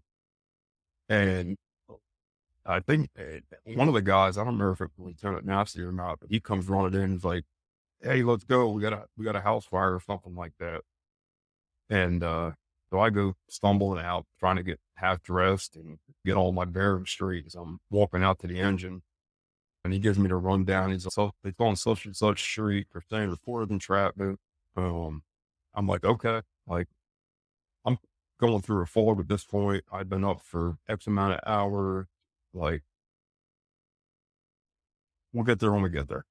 And so we go down the road, and I remember meeting the second due engine at the intersection, and I'm like, "Fuck!" Like I'm really behind the game. We're really behind the 8 ball because we should have smoked him in there. Like there was no denying we should have had been on the scene for a good 2 minutes by ourselves. And I remember meeting him at the intersection, and of course the battalion chief coming from the opposite direction, and like the domino effect of when we look at a lot of duties or NIOSH incidents or near misses, this should have been all 3 of them in this particular incident. So we turn the block, and he gives me a layout, and he's like, "Hey, hydrant's on your side. We'll lay out from here. We'll go up, give a size up, and do everything he has to do." So as soon as I pull up, I jump out, get the layout out. The second engine's right behind me, and they're dropping their guys off. Well, for some reason, the guys on the second engine decided to jump on our tailboard, and I didn't realize it at the time. So we pull up. The house is probably 300 feet down, and this house is, I mean, yeah, it's a flip foyer, uh, and I mean, there's fire showing on the Alpha side. Uh, I never saw any fire on the Charlie side, but they said there was fire basically everywhere. So to top it all off, to add another domino to the effect, we're riding in a early '90s reserve that has been known to have issues and have problems, and just not a a great reserve by any tickets. And we pull up and trying to get a establish a water supply, and lines are coming off left and right. This guy's pulling this line. Next thing I know, I got like 4 hand lines off, and I'm like, what the fuck is going on here? And I'm thinking I'm at like deja vu. Meanwhile, the first Aid truck company shows up, and they're doing their thing, and it's just, I mean, total chaos.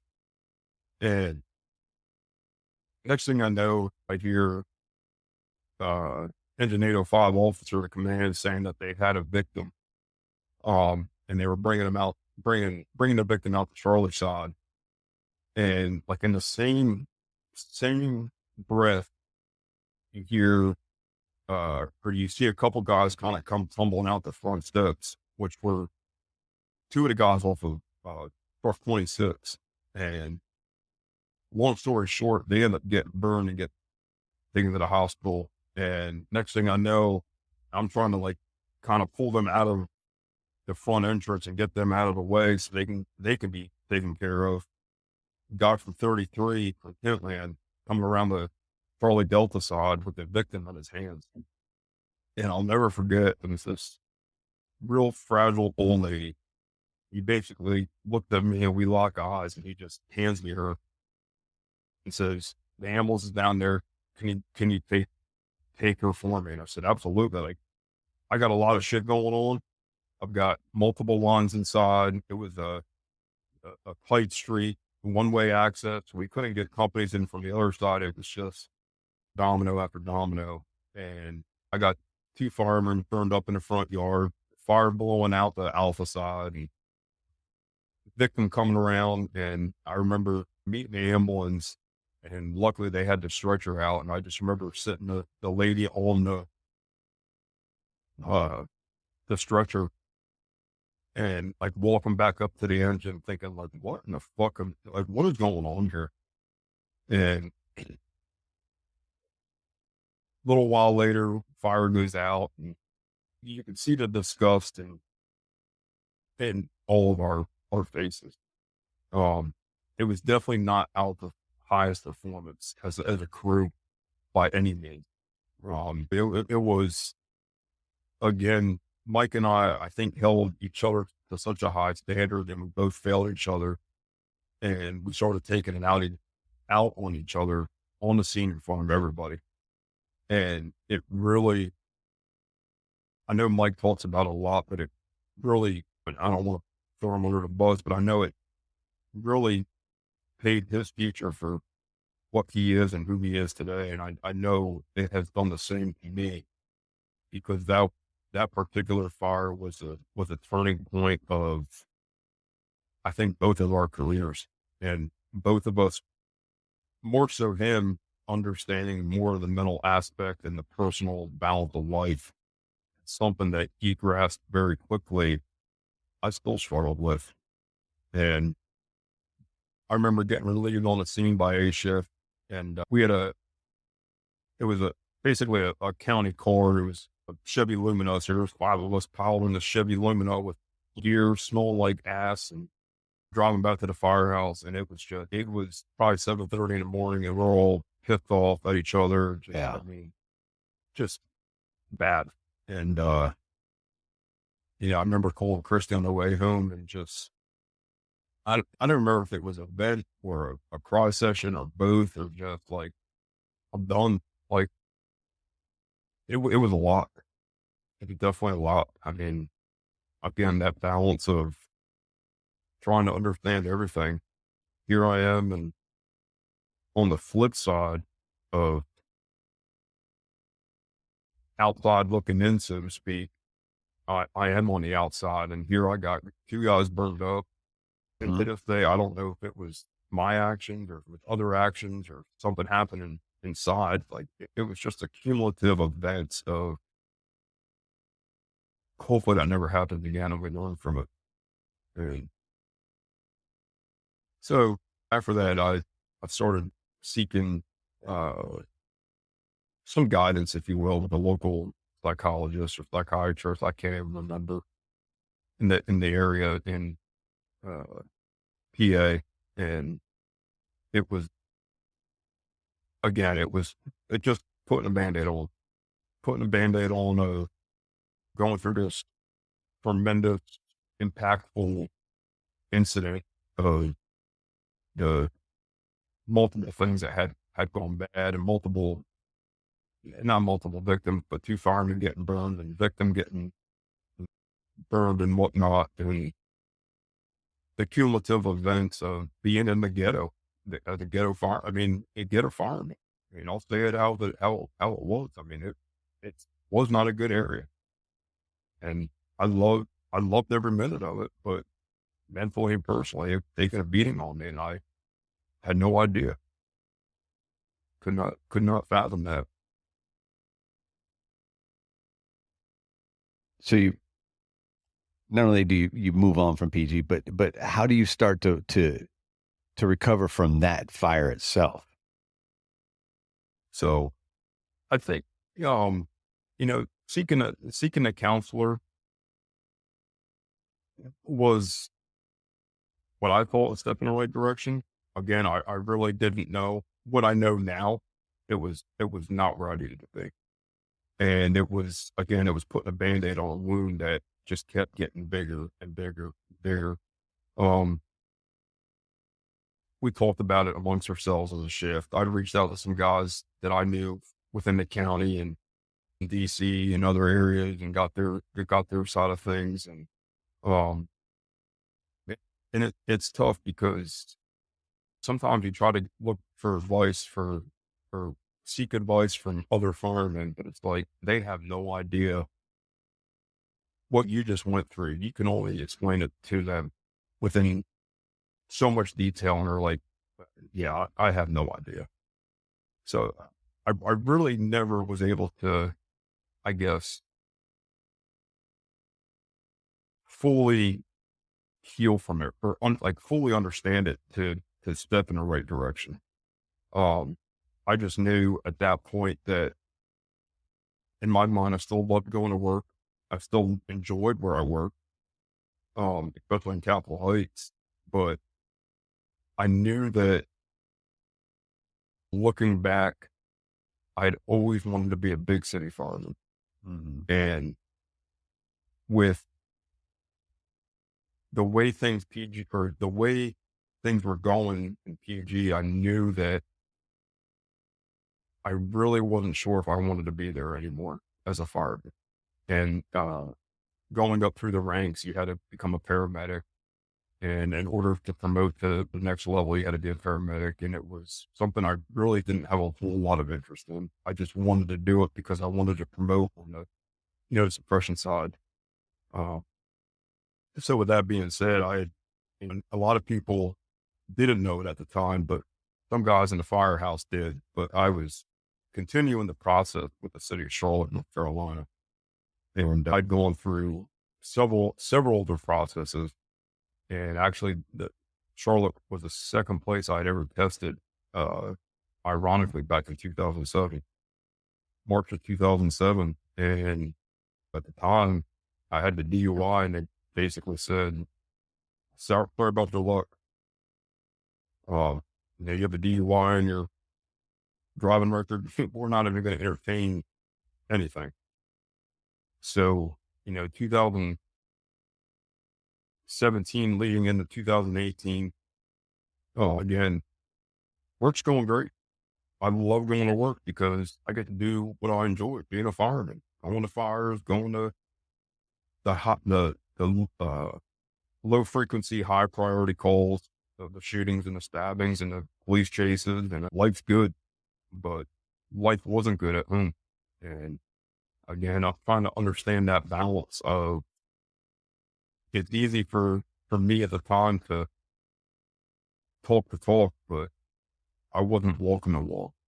And that Right. was especially with the teaching and the instructing side of things. It was something that I was trying to hold myself to such a high standard that I put work and work life and my reputation at such a high standard. And I couldn't figure out the balance. How do you figure out the balance? Because you're still a firefighter. Yeah, I really didn't. I put work above everything else. And at the time, my wife Christy and I were it was rough. Next thing you know, I'm living we're we're not even married. We're just dating at the time, but we're separating, if you will. And I'm living at a buddy of mine's house when he's at work, and when he's not at work, I'm living at another buddy's house when he's at work, and I'm flip flopping between two buddy of mine or two close friends of mine between their houses, and that goes on for a month, 2 months, and finally I was like, enough's enough. Like, um, something's got to give. We have to figure this life, this personal life, and this relationship between you and I out. At this time, we had had a child, my youngest, and I knew I was not ready to be out of her life just as much as I was not ready to be out of my oldest daughter's life. Yeah, of But course. I was, yeah, no, I wasn't ready to pay more child support and go through all that drama, or not drama, but headaches and hardships again. And I was like, something's got to give. Like, I don't know what it is, but it's got to give. So what gives? Um, yeah, I think the opportunity to start fresh and, uh, October of 2018 is when I got the notification that I was gonna be in the, Charlotte Fire Department recruit class 108, and that was, I think, the light at the end of the tunnel. I mean, that was a rough week for me to begin with. That was, and I know we talked about it earlier, but the week previous was when Brad Clark passed away. When that 3-year time frame between 2015 and 2018, on top of everything else, was a very tough year for the DC Metro, South Central Pennsylvania fire departments. We had a lot of duty in PG. We had a fireman that got diagnosed with cancer and he died. We had a double line of duty in York, Pennsylvania. We had a lot of duty in Harrisburg, Pennsylvania. We had, a lot of duty in Howard County, and then Brad Clark. The seven of the guys I just talked about. I mean, I'd either worked with them, volunteered with them, taught with them, um, knew them, knew guys that knew them. It was, again, it was getting that uh, email was a closure. To me, I guess it was like I can put all this to the side.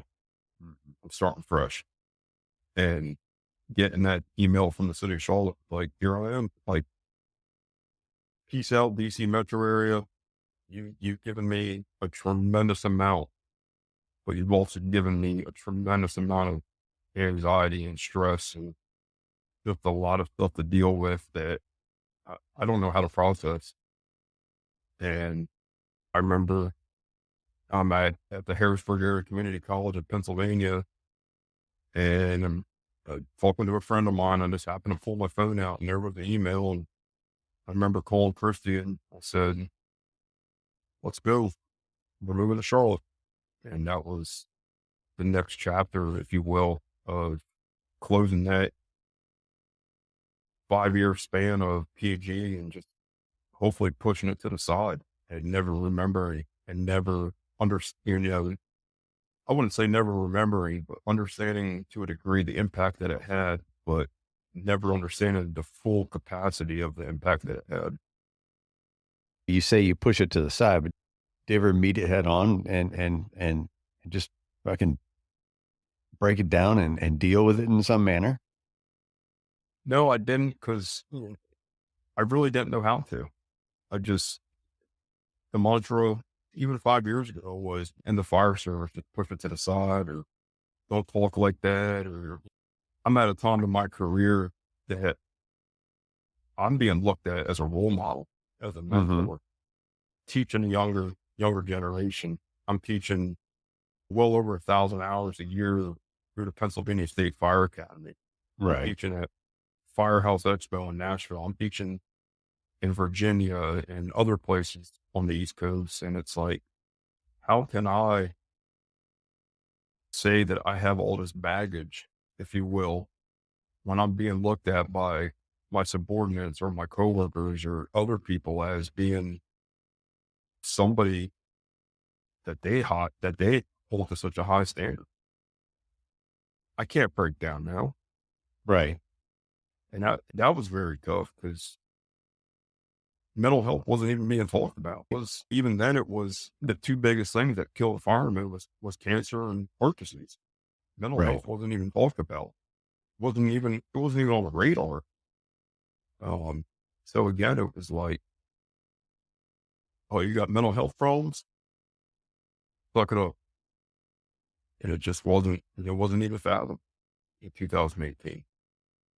I think what I was going to go into is, so you decided to kind of, you put DC behind you in a way, physically at least. It stays with you. You come to Charlotte, you go through an academy. You've been a firefighter in Charlotte for going, what, 5+ years right now. Mhm. What are you doing differently in Charlotte than you did previously? To be honest with you, nothing. I mean, it Okay. was, the workload was there. Um, obviously I was still paying child support. Mhm. The the work life balance still hadn't figured it out. I'm probably working twice as much, but the nice thing about it was the family atmosphere. The fact that my commute was 30 minutes into the city or Mhm. 30 minutes to my part-time job.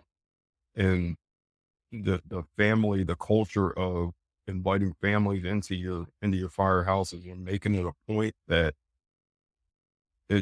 yeah, we have rough areas in Charlotte, but it's not the same. So I felt a little more comfortable bringing my wife and my daughter into some of the areas that I worked in.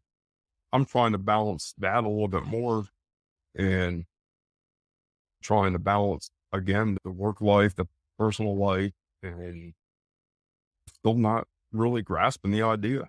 Because at this point, to me, basically uneducated. I don't know what that balance looks like.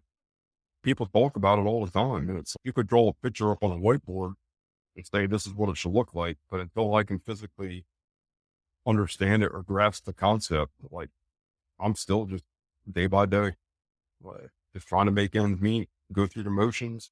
If I'm home, I'm home. If I'm not, I'll see you in a couple days.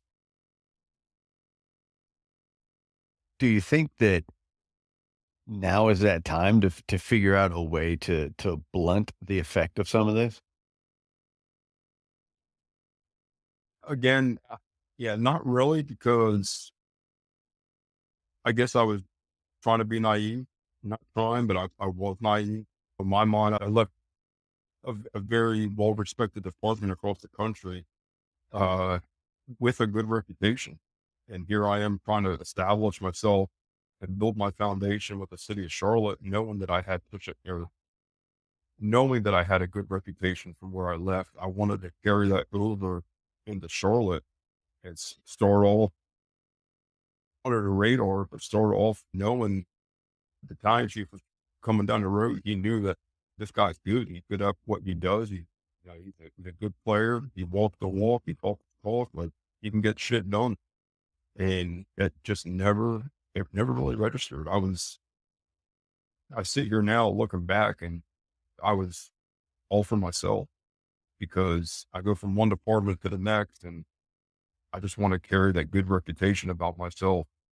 But that was something I preached about a lot, especially on the teaching side of things. Was I was very hard on some of the students that I had because, one, I wanted them to be good at what they did. Volunteer career, it didn't matter. I wanted them to be professionals. I wanted them to be respected, and hardworking and aggressive and all these other, words that we throw out nowadays. But more importantly, I wanted my daughters, both Maggie and Bria, to have a well-respected name if I would ever happen to die or, eventually die. I wanted that tradition to carry on through them. And that's what I saw. If I were to die tomorrow, I wanted somebody to come up to them and tell them your dad was a hell of a fireman. And again, that balance, it's tough because part of me still wants to be known as a good fireman, good firefighter, or someday a good officer, a good chief. But I think that now we'll get to the next part of the story, but I think now I've been given the opportunity to understand that balance and that personal and work life. And we can talk about that next. Yeah, I was going. So you mentioned the next part of the story. So I think this is kind of where I fly blind a little bit because the notes I don't have that part because our conversation got cut off a little bit. So um, yeah, go for it. Yeah, let's get into it. So, like I said, trying to understand that balance of life and work life, building that reputation, just just trying to be a good fireman, so to speak. And obviously, I still had all the problems that I had carried with me from my days in PG. the DC metro area. He's in South Central Pennsylvania. And I thought moving 8 hours away, it was a start. It was a fresh start, and I wouldn't be facing stuff. And we're a year or two in, living in North Carolina. Big COVID scare comes out, and I remember summer 2020 coming down with what I thought I had COVID or whatever. And silly me, trying to trying to do something better than everybody else, or trying to get myself more respected. I decided I'm going to go get my bachelor's. I've already got a full plate. I'm already working in the city. I'm working part time. I'll add a bachelor's degree to it. And again, I don't realize and understand the full aspect of the mental things that I've been dealt with for the last 36 years of my life. Right. And so, of course, that correlates to the home life, and the home life's not good. Christy and I, we have our verbal arguments, and we have some arguments that ended up getting not physical, but I mean, plates thrown and pots thrown and food thrown across the kitchen and stuff that uh, I saw as a young child, and my parents went through their divorce. And I'm like, here it is. Like, I don't know what to do, but 30 plus years later, I'm going right through the same thing that my mom and dad went through. Hmm. We're talking about divorce. She's talking about moving back to Pennsylvania. Like, my world is crumbling around me. And I don't know what to do. And at the time, I'd, I'd gone through probably the last, you know, my late 20s to my, mid 30s of seasonal depression, wintertime blues, or whatever you call it. And, um, so wintertime rolls around, I get depressed. The leaves are off the trees, the sun's not out, just downright, just miserable. And so that adds fuel to the fire. And I'm just a ticking time bomb for the bigger event. And so finally, I started talking to some guys around the firehouse and stuff, and they're like, this is like February of 2021, or late winter, early spring of 2021. We're still going through the COVID craze and stuff, so obviously things are crazy. But I'm working, getting my degree, a bachelor's degree, full plate on the table, and worrying about finances, and worrying about this and worrying about that, and pushing my family to the side. And some of the guys were like, "Man, you are exhausted." I'm working in a busy firehouse in downtown Charlotte. At the time, well, prior to COVID, we had an engine and a ladder out of that firehouse, and they were doing close to 10,000 runs between both companies. And COVID took a big hit to us because of the daytime population. Anyway, they were like, "We're sleeping every night. Something's not right. You should go get your testosterone checked and this and that." And I'm like, okay, like, I've never followed up with testosterone. I'm 37 years old, 38 years old. Like, okay. I talked to Christine. She's like, just go get it checked and see what it is. I said, okay. So I go to the family doctor, and they test it, and they're like, call me back in like a week or two. And they're like, you're in within normal limits. Everything's looking good. Uh, have you ever thought about doing a sleep study? So I'm like, no, I haven't thought about it, but you recommend it. So let's get into it. I'm sleeping at night, even in the firehouse, but I'd wake up the next day just downright exhausted, and I can't figure out why. And again, I'm oblivious. I have no idea why. And I go to the sleep doctor, and um, come back and do the home test, or the home 24-hour test where they give you the monitor and stuff, and do a follow up a week later. And Christy's actually out of town, and I remember calling her and saying, I just talked to the doctor. And to this day, I don't remember what kind of episodes I was having in an hour, but they were like, you're kind of on the borderline. We can recommend it or we can't. So I went back and forth and said, Doc, I said, does the insurance company take care of it. And they're like, yeah. I said, screw. I said, fuck it. Let's just get it. I leave the doctor's or the doctor's office with a fancy sleep apnea machine, just like majority, probably the fire service is nowadays. And they gave me the instructions and the rundown and told me how to operate it, do all this stuff. And so I'm at home all by myself. And I get to like the first 2 nights and I'm struggling with this thing. So Christy comes back and a couple weeks go by and I'm still not just getting the relief that I feel like I should. And I feel like I'm getting more and more anxious at nighttime. I'm struggling trying to figure the sleep apnea machine out. Like, I feel like I should be getting better results, and people are telling me just to, stay the course. It's gonna take a couple weeks, and so I'm going through it. And, um, I ended up working part time over the weekend, and uh, had an incident with one of our personnel that really stressed me out, and I ended up being there for I think 72 hours straight. Um, and I remember it was a Monday night. I remember calling Christy on the way home saying, "Hey, I'm just going to stop by the liquor store and I'll be home in a little bit." And I got a bottle of Jameson, and again, I don't know sizes, but the biggest one that Jameson makes, I got it, and got a liter or two of Coke Zero, and came home, poured myself a drink, and that was probably around 6:30, 7 o'clock, and kept pouring and pouring and pouring. And the next morning, I woke up and she was pissed, and I didn't know why. And, apparently to this day, I still I don't recall the events, but she said I swung at her, and that was tough because, again, I'm trying to balance everything in life. She's getting ready to walk back out the door with our daughter back to Pennsylvania, talking about divorce, like, "This is it, like, we're done. We've reconciled how many times?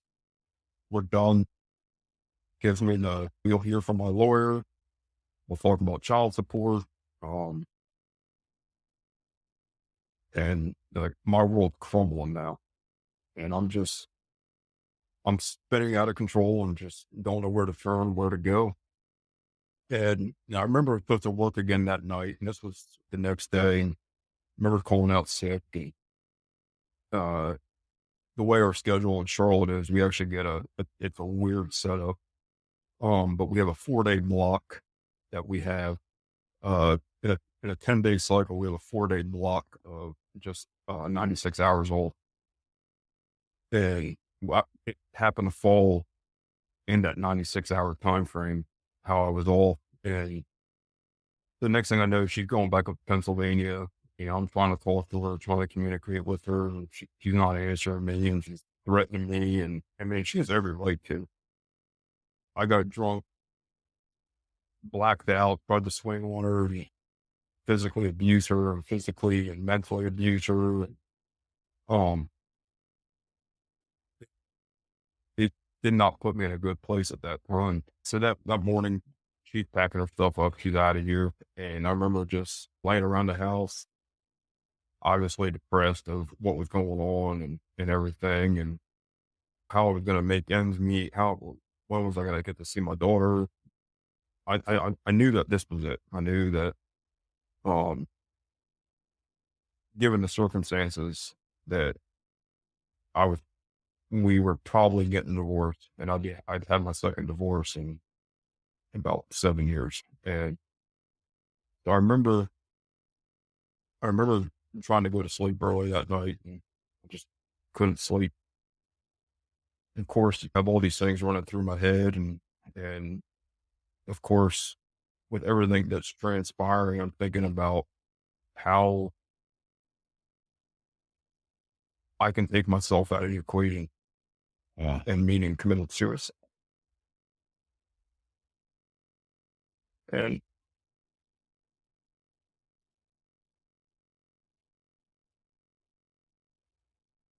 and I'm struggling with this the sleep apnea machine.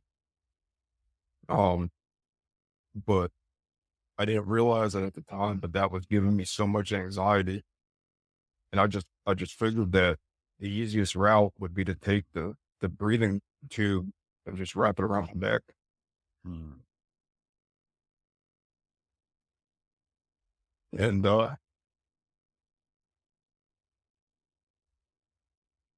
because again, I knew that our relationship was over. Um, and that to me was the easiest way out was trying to kill two birds with one stone, so to speak. I hated this fucking sleep apnea machine. It wasn't doing anything for me. It wasn't giving me the sleep I needed. I had just ruined my second marriage, and the easiest way for me was just to take myself out of the equation. And yeah, everything that I had lived for was gone. Yeah. The one I thought I would be with the rest of my life was moving back to Pennsylvania, and there was no hope in sight. I was gonna have to figure out how to see both my daughters in Pennsylvania and trying to work and juggle life. And to me, that was the easiest way, was just taking that cord or the breathing tube, if you will, and just letting her come find me. And again, by the grace of God, I still don't know how it luckily it didn't end up that way. And um,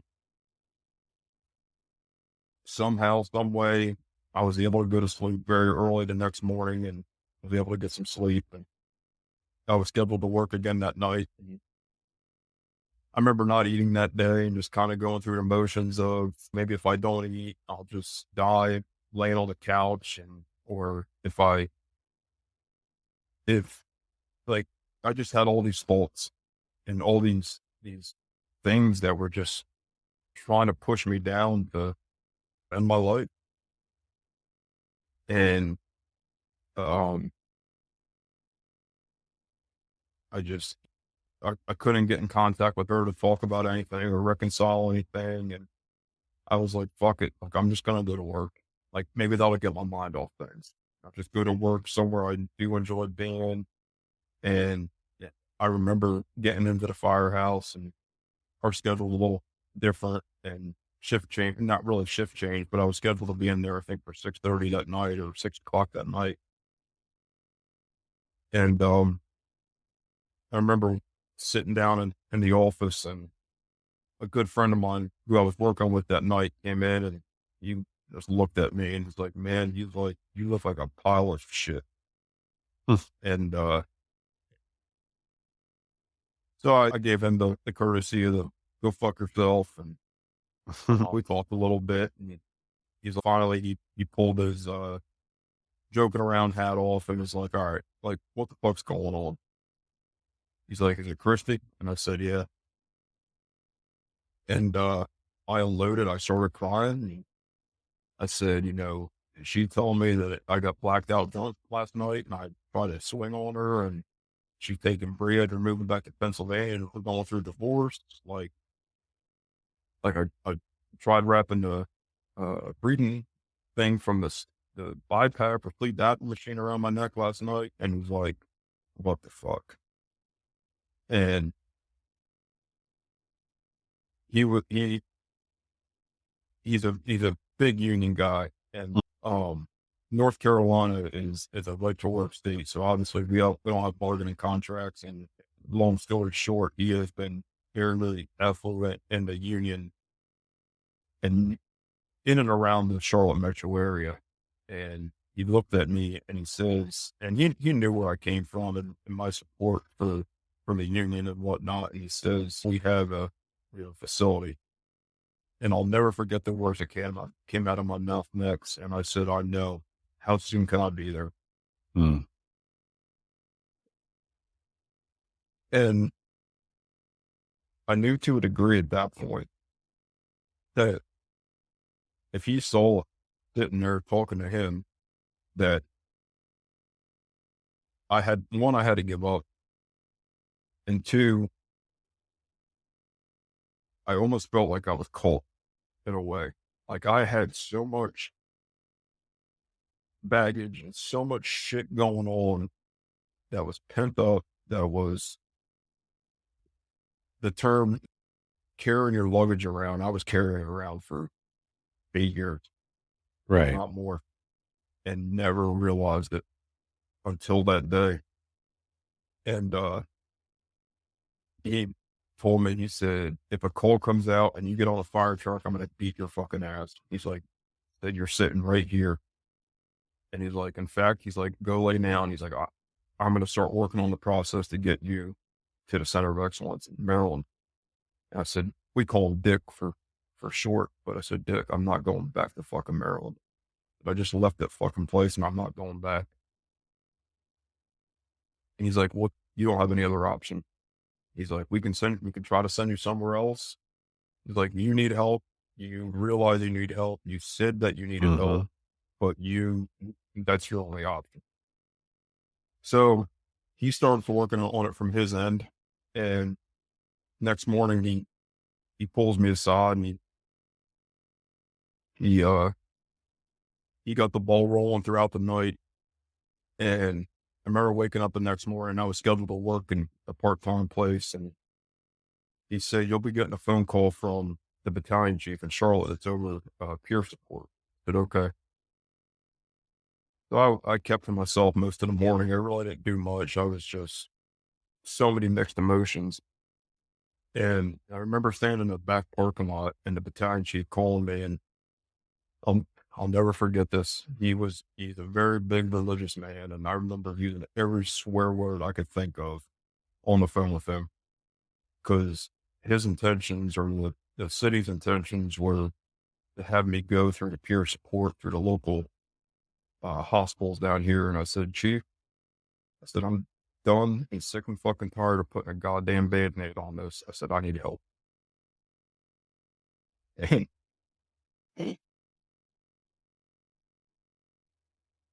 he's like, okay, um, if I think that's what you need and that's what you want, we'll start the paperwork.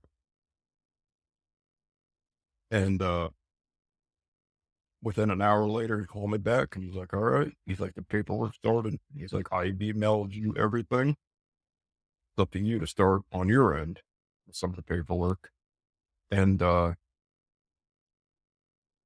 remember at that point getting on the phone and getting hold of a close friend of mine that went through Charlotte's academy with me, who was also one of our chiefs and where we worked part time. And I knew I could confide in him. I knew I could tell him what was going on. And I told him flat out, I said, hey, I said, I need you to do me a favor. I said, I need you to start taking care of everything where we work part time together. And he's like, why? Like, what's going on? And I told him that, I said, I've been having some issues. He's like, okay, like everybody has issues. I said, no. I said, like, I thought about killing myself the other night. And and he's like, Christy aware of this? And I said, no, she doesn't know. She's in Pennsylvania. We're talking about getting divorced and going through all this other stuff. And I said, Bria's up there and I don't know when I'm going to get to see my daughter again. And he's like, all right, don't worry about anything. I'll take care of everything here. And we'll get everything you needed or need from here. We'll get the ball rolling from our part-time place. And we work together in the city. And at that point, I called my battalion chief in the city, and him and I were pretty close. And I said the same thing. I said, Chief, I said, I'm going away. And he got it, was like, for what? And I told him, he's like, all right. I said, you and the other battalion chief over to peer support are two uh, city employees that know about this besides my other buddy. I said, will you do me a favor? And I said, get a hold of Chrissy and let her know.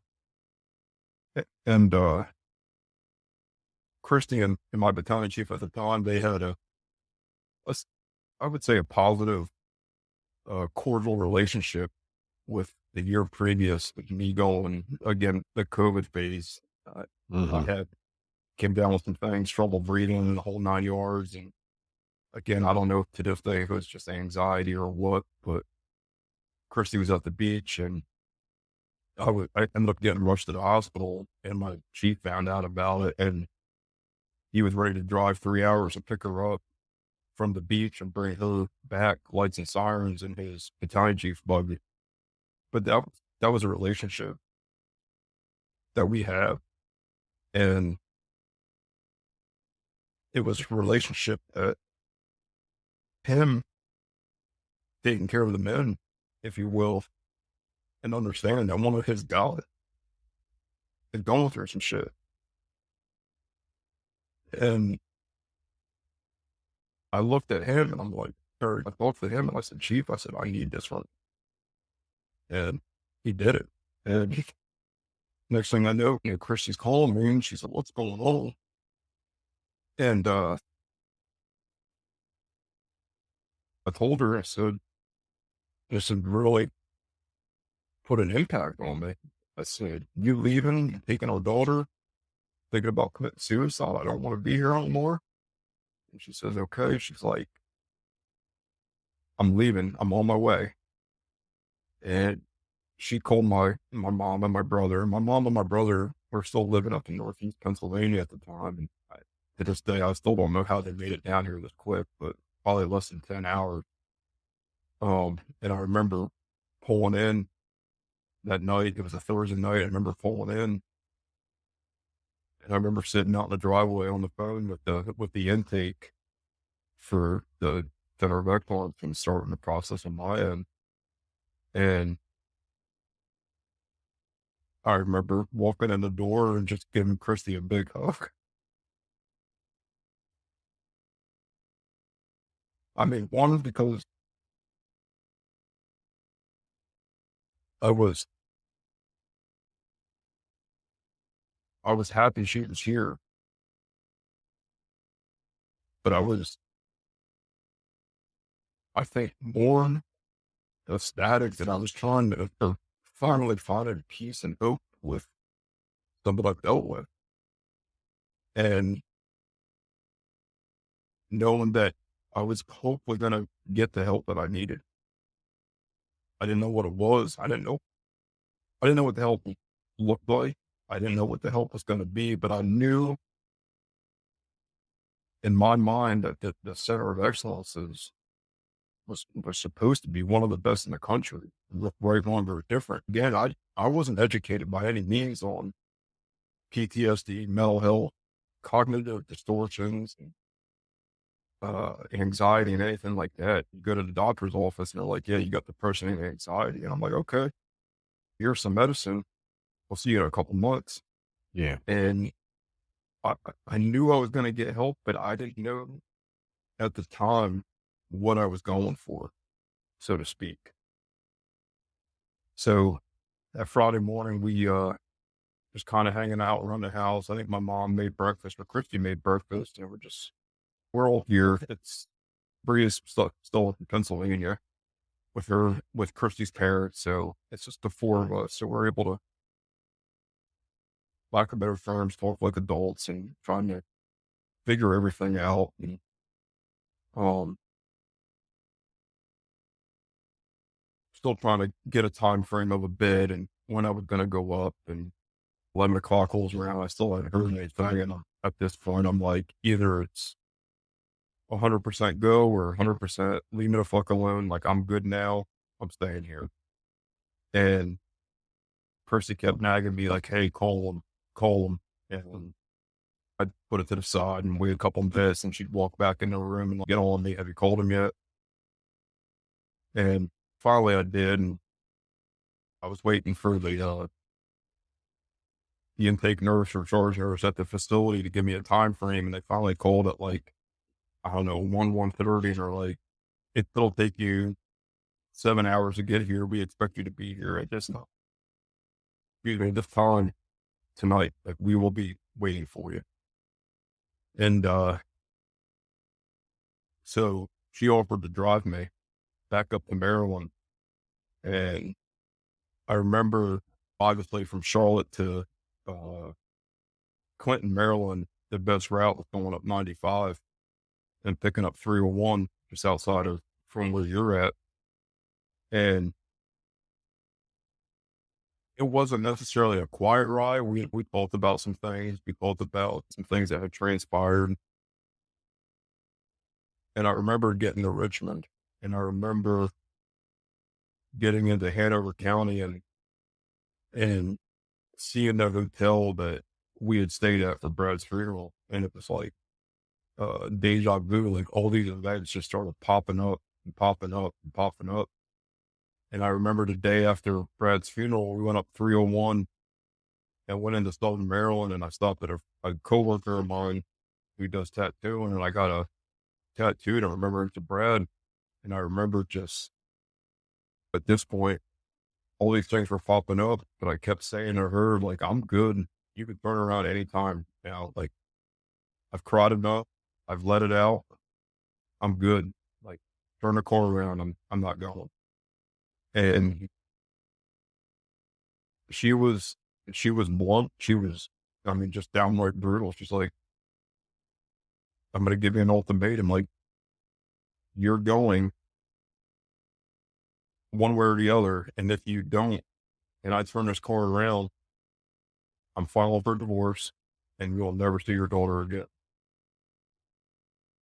And we rolled into Center of Excellence about 10:30 at night, and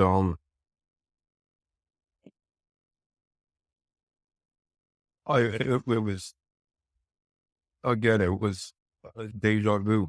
We had I roomed with 6 other guys when I was in PG's academy, and our house that we stayed at was less than 5 minutes away from the Center of Excellence. Um, and I was like, I never thought in a million years I'd be back in Croom or Baden, Clinton area of Prince George's County, Maryland, and here I am again. And that was that was Friday night, walking into the place that changed my life.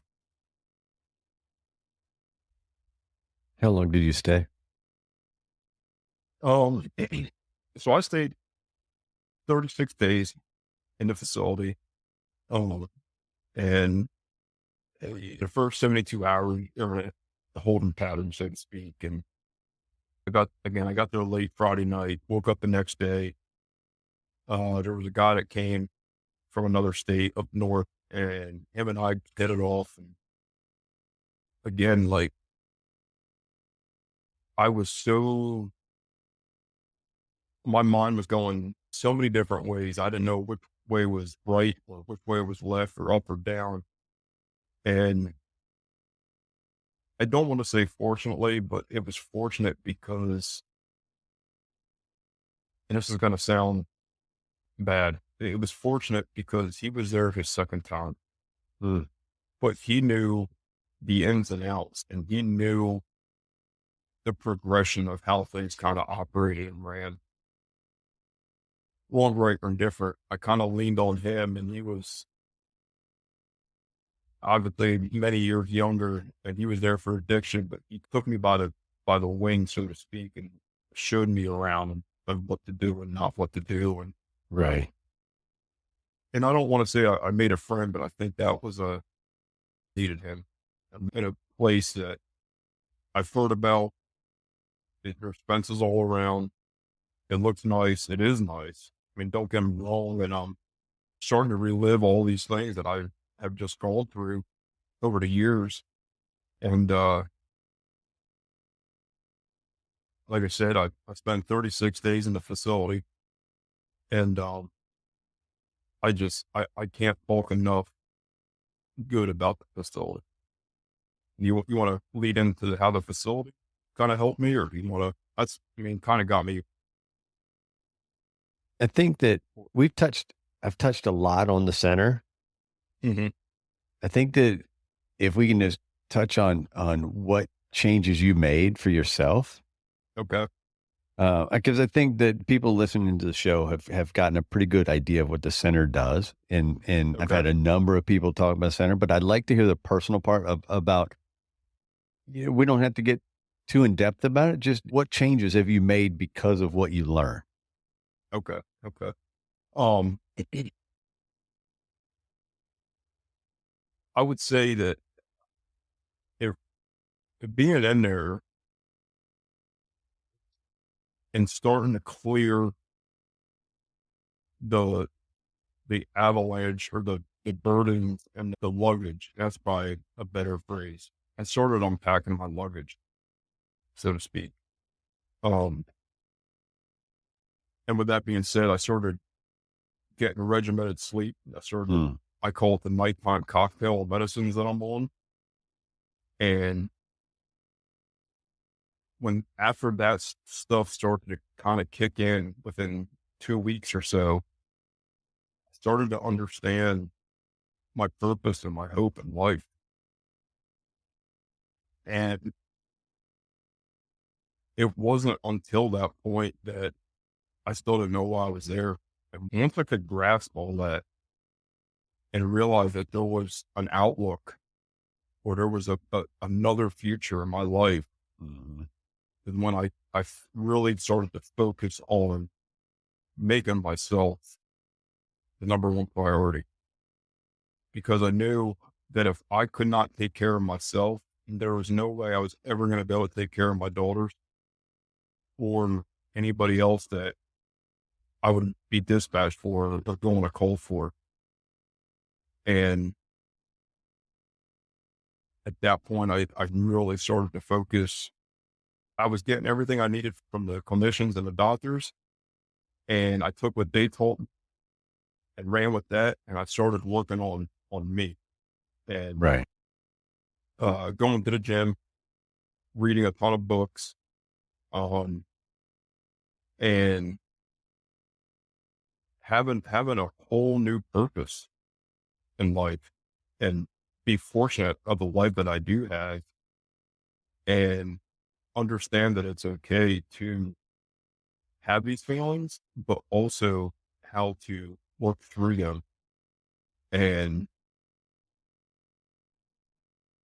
not put them aside, but talk through them, work through them, um, things like that.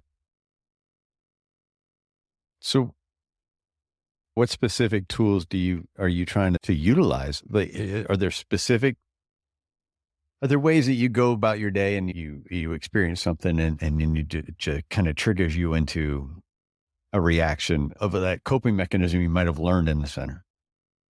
So, yeah, and I think the biggest coping mechanism for me is, as much as we talked about it, is sometimes just isolation, like letting me go somewhere. If I have a book with me, picking up that book, because that's something have really come to enjoy, and get my mind off of everything, get myself indulged in a book, or setting myself somewhere else away from the mantra of the firehouse jokes or the Franks and all these different um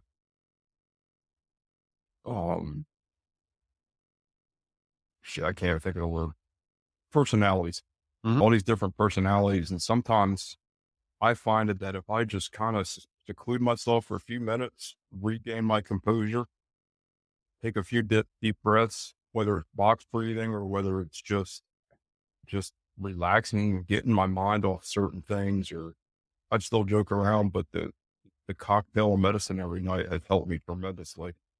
And it's one of those things where it's if I feel that trigger come on, I know how to deal with it, because I can go work out or pick up a book or go isolate myself for a few minutes and just decompress, get away from everybody, everything. Let me relax. Let me reboot, so to speak, and I'll be 100 miles an hour as soon as I'm good. And I think that's probably been the biggest thing that I have found that has worked for me. I mean, and that, talking to people, and I've been fortunate since I left the facility to be an advocate, not only for the facility, but be an advocate for telling people to talk and telling people to share. And I think that has kind of helped me too. And most recently, just even last week, obviously it gives me the added stress, but it has enabled me to help other people from a different aspect of running down the road on a fire truck Hmm. or being at the training center or teaching somebody. It's given me an avenue to be able to sit there when somebody's carrying the same luggage that I did and being mentors to them and again walking their walk and being able to explain to them, hey, this is what I dealt with. This is the stuff that I went through. Like you're not alone. Like it's okay to talk. It's okay. This is what has helped me. And carrying that on to somebody else, I think has been a humongous help to me as well. Being able to process everything over the years.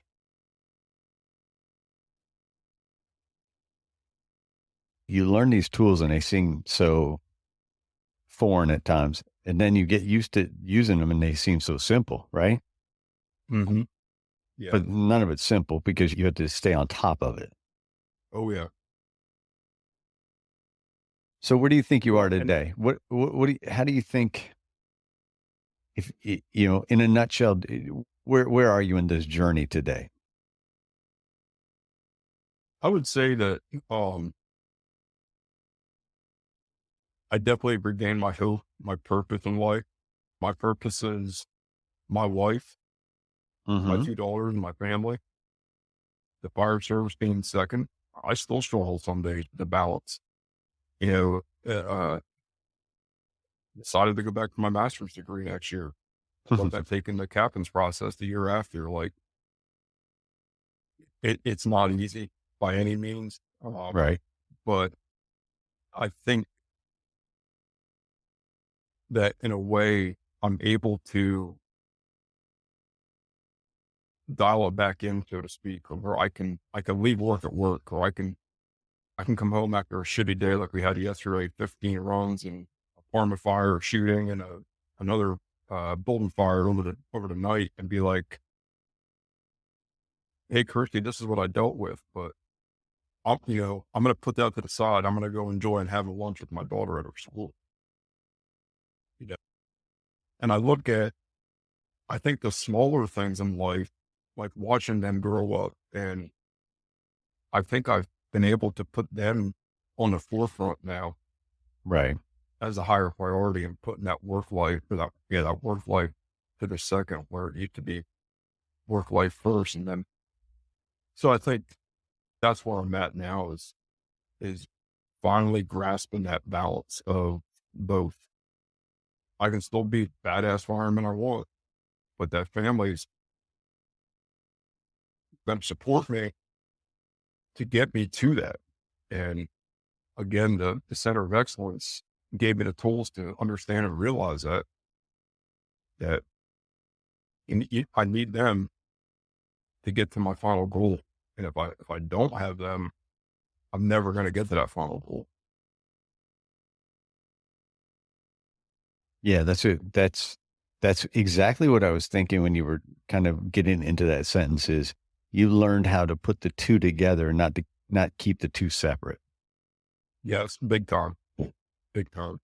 And now that makes for an environment where you can share parts of both with parts with both. Does that make sense? Yes, absolutely. It Like does. your It does family can be work like brought that. in to that fire service side, but the fire service side can also now be brought into the family side, which was was lacking. Like, Yeah. and that's a common theme for all of us is we don't want to share that with each with our friends or family or whoever because we're just well, first of all you think well no one's going to understand this. Mhm. Yeah, it's a perfect way to put it. Well, Dude, we've been going for 2 hours and 30 minutes plus. So, and my dog's getting restless now. Um, Oh yeah. let's, well, let's wrap up with my last 2 questions. Okay. What is an everyday carry? Something you can't leave home without. So if you leave home without it, you feel naked. What's something that you have? Oh boy. Um,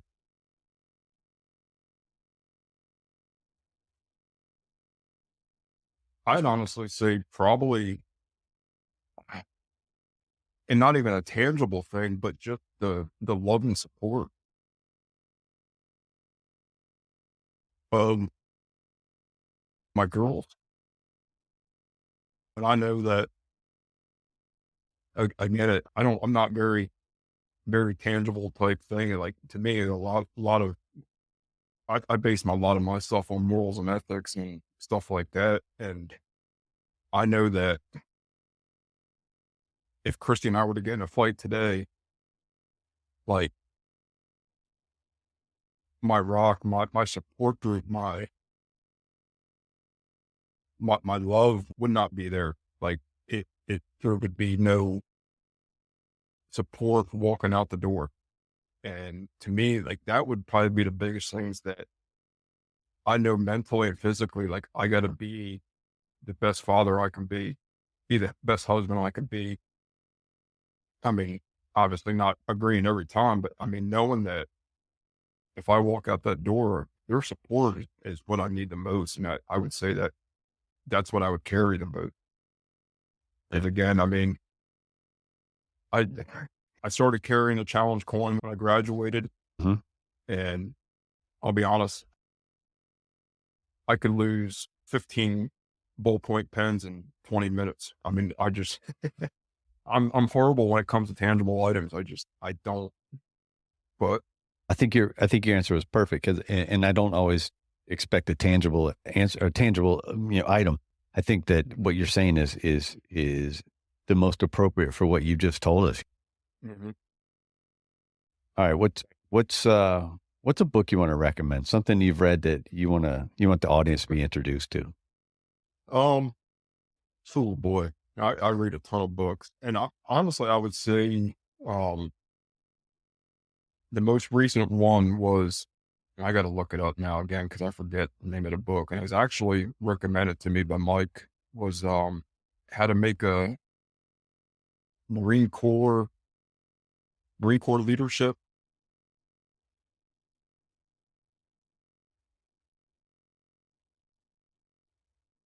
Hang on, I gotta look it up. No, you're good. Do your thing. Okay, so it was One Bullet Away, I the think Mi making of yeah, a I think I've heard Marine Mike talk officer. about that. Yeah. So he recommended that, and that book was to me was phenomenal. Just the way, like I said, with me transpiring to be an officer hoping the next year or two and the leadership side of things, that it really made me think a lot about the way he presented himself to be an officer, and the way he had his future and his goals set out for him Right. and his family, and balancing both was very important. While we're on that real quick, there is one thing I did want to mention too.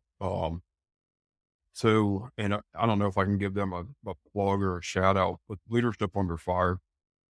I don't know how you can word that in there or how you have to do it, but I'm sitting through their 8-week online program. And we talked last week about the Strickland Street fire and Captain Jason Bresler from FDNY and his Mhm. correlation with Fallujah,